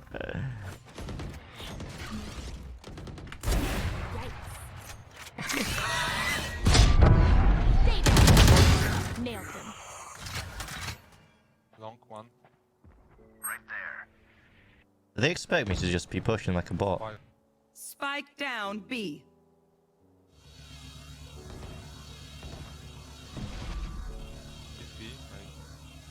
One enemy remaining. Spike down A. Spike A. Spike is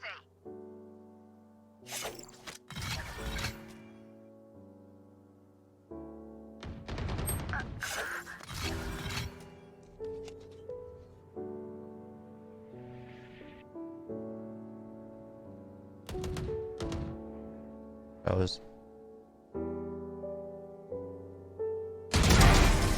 Looks like On the back side now.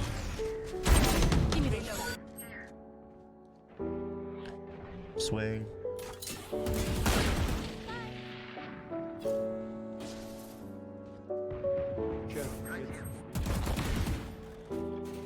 Spike down. Attacker spawn. Behind you, Jet. Jet behind you. That was you. I'm just running. I'm running. Cool. Nice. We're running. We're running. Spike down mid. No way. One enemy remaining. We're running. Last long. Oh no, see you.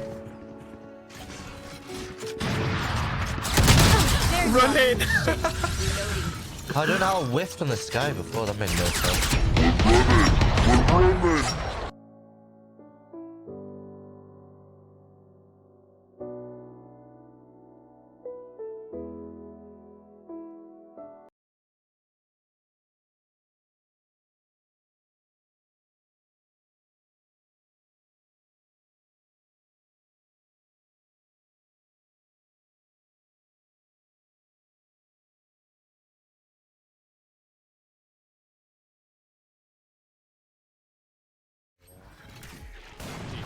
Okay. We got one. There's three. There's two. One orange. One yellow. Oh, Ulting here, okay? They're both on the left. Oh, no, one yellow. One yellow, one left. Flashing her.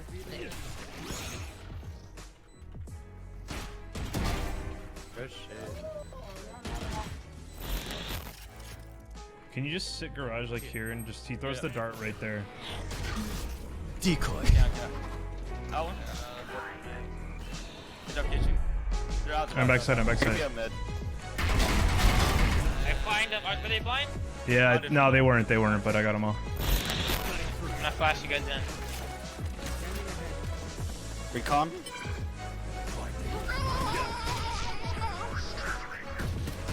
Nothing here, Garage dead.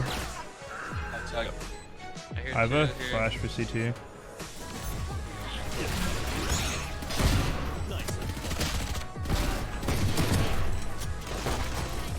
No! My kill. Oh, yours 8. They just dinked mid. I'm full blind.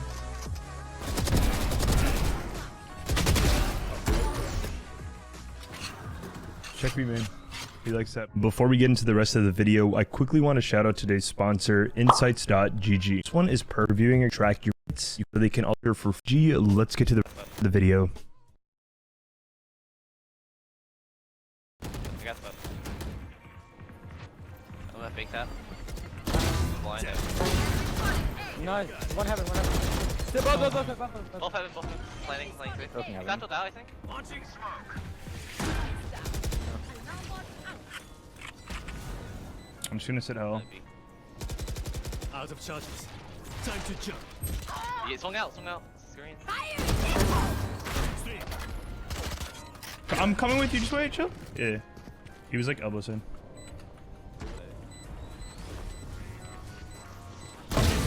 Nice. Nice, do a bird for pillar. Got him. Dude, GG's. Easy round. Well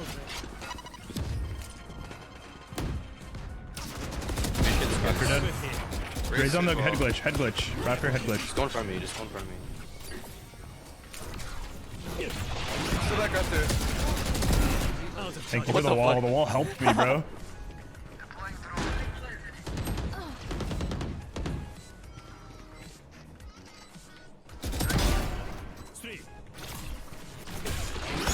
I think Viper's flank comes. Please shorty y'all.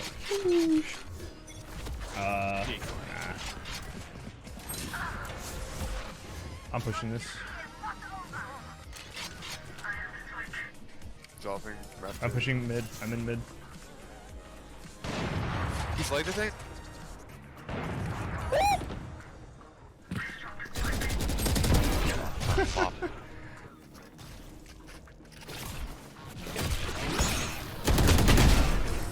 Nice. Good job. Sorry, I thought you were. I thought we had mid or something. In this one. Soba's in this one.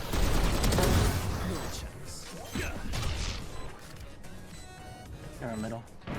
Wait, whoa! What is this guy doing? Forget no man. Probably worth to get half here and just die. Just die. No man. We can't lose. We literally can't lose. He's close to me. Bro, you're so good. Oh my god. 145. Oh my god, we're about to throw. Wait! Stop lying! He's not one! Got sucked in, lol. You son of a bitch! Dude. Stop. He's upping it. Yeah, one upping holds, I think. Every time. Every single time. Take it. I should flash you. You want me to dog this first? Yo, dog it and stun him and I can TP on his ass. Oh, left side. Oh, miss! Yo, heal me. I got you, don't worry. That check got owned, bro. Wait, one garage. Wait, out? Head. Oh, sky with garage. I'm holding garage. Nice. Nice garage. Oh my god. Fucking bitch, bro. It's gonna be. Oh my god. Fucking bitch, bro. It's gonna be pushing it. All of them are cat.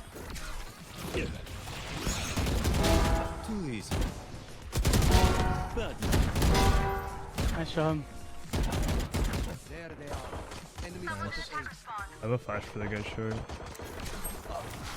Two more people. One near block. Two. Thanks, I'm out. Not too long. They could already be in there.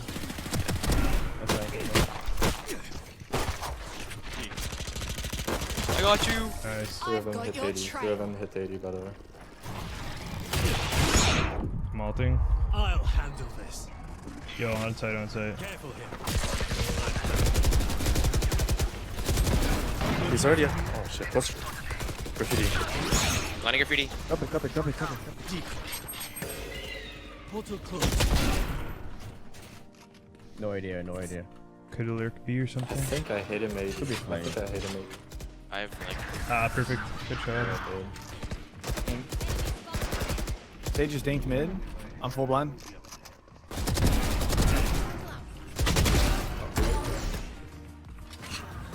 Check me, man. He likes that position. Yeah, he does. Yeah. Yep, nice job. You're good hold. They're probably gonna go towards mid. I got bomb, I got one down.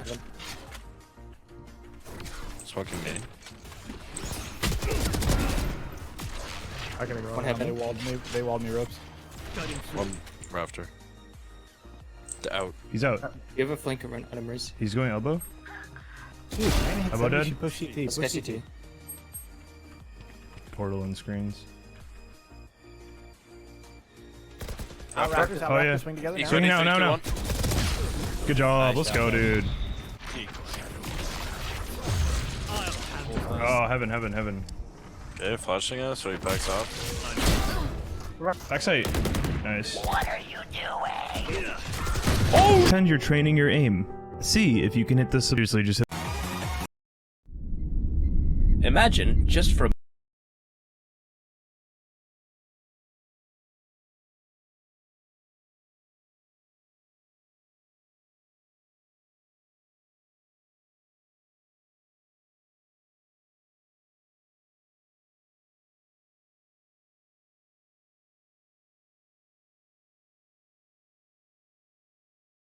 Alright, this will be the last vid for tonight. Thanks for everyone joining the stream less than 3. Imagine, just for a moment, that you are aboard a spaceship equipped with a magical engine capable of accelerating you to any arbitrarily high velocity. This is absolutely and utterly impossible, but it turns out it'll be okay for reasons you'll see in a second. Because you know your engine can push you faster than the speed of light, you have no fear of black holes. In the interest of scientific curiosity, you allow yourself to fall through the event horizon of one. And not just any black hole, but rather a carefully chosen one. One sufficiently massive that its event horizon lies quite far from its center. This is so you'll have plenty of time between crossing the event horizon and approaching the region of insane gravitational gradient near the center to make your observations and escape again. As you fall toward the black hole, you notice some things which strike you as highly unusual, but because you know your general relativity, they do not shock or frighten you. First, the stars behind you, that is, in the direction that points away from the black hole, grow much brighter. The light from those stars falling in toward the black hole is being blue shifted by the gravitation. Light that was formerly too dim to see in the deep infrared is boosted to the point of visibility. Simultaneously, the black patch of sky that is the event horizon seems to grow strangely. You know from basic geometry that, at this distance, the black hole should subtend about a ½ degree of your view. It should, in other words, be about the same size as the full moon as seen from the surface of the Earth. Except it isn't. In fact, it fills half your view. Half of the sky, from notional horizon to notional horizon, is pure empty blackness. And all the other stars, nearly the whole sky full of stars, are crowded into the hemisphere that lies behind you. As you continue to fall, the event horizon opens up beneath you, so you feel as if you're descending into a featureless black ball. Meanwhile, the stars become more and more crowded into a circular region of sky centered on the point immediately aft. The event horizon does not obscure the stars. You can watch a star just at the edge of the event horizon for as long as you like, and you'll never see it slip behind the black hole. Rather, the field of view through which you see the rest of the universe gets smaller and smaller, as if you're experiencing tunnel vision. Finally, just before you're about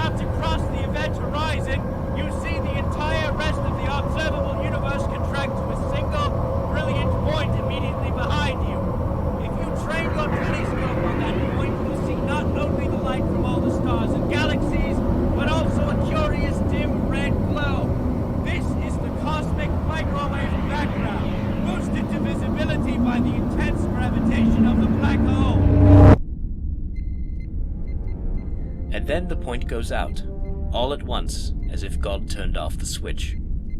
You have crossed the event horizon of the black hole. Focusing on the task at hand, knowing that you have limited time before you must fire up your magical spaceship engine and escape the black hole, you turn to your observations.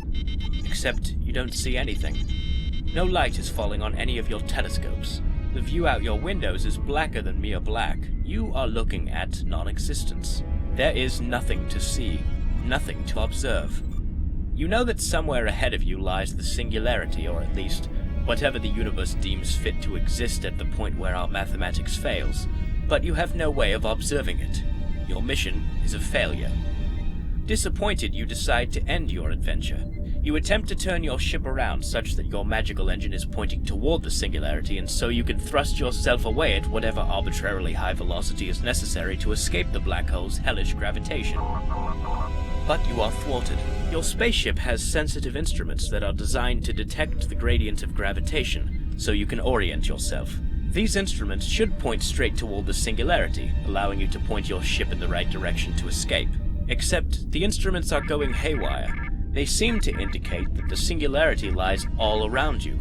In every direction, the gradient of gravitation increases. If you are to believe your instruments, you are at the point of lowest gravitation inside the event horizon, and every direction points downhill toward the center of the black hole. So, any direction you thrust your spaceship will push you closer to the singularity, and your death. This is clearly nonsense. You cannot believe what your instruments are telling you. It must be a malfunction. But it isn't. It's the absolute, literal truth. Inside the event horizon of a black hole, there is no way out. There are no directions of space that point away from the singularity. Due to the Lovecraftian curvature of space-time within the event horizon, all the trajectories that would carry you away from the black hole now point into the past. In fact, this is the definition of the event horizon. It's the boundary separating points in space where there are trajectories that point away from the black hole, from points in space where there are none. Your magical, infinitely accelerating engine is of no use to you, because you cannot find a direction in which to point it. The singularity is all around you, in every direction you look. And it is getting closer.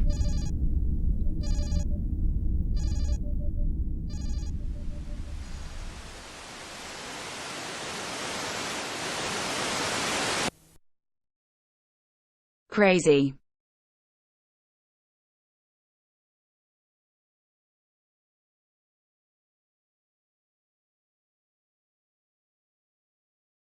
Yeah, that's pretty cool. Exclamation mark.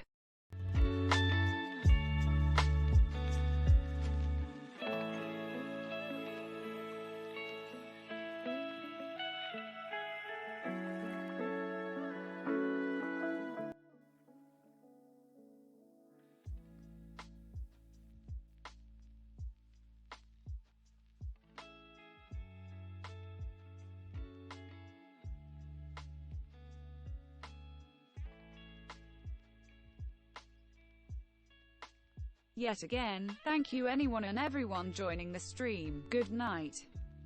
Exclamation mark.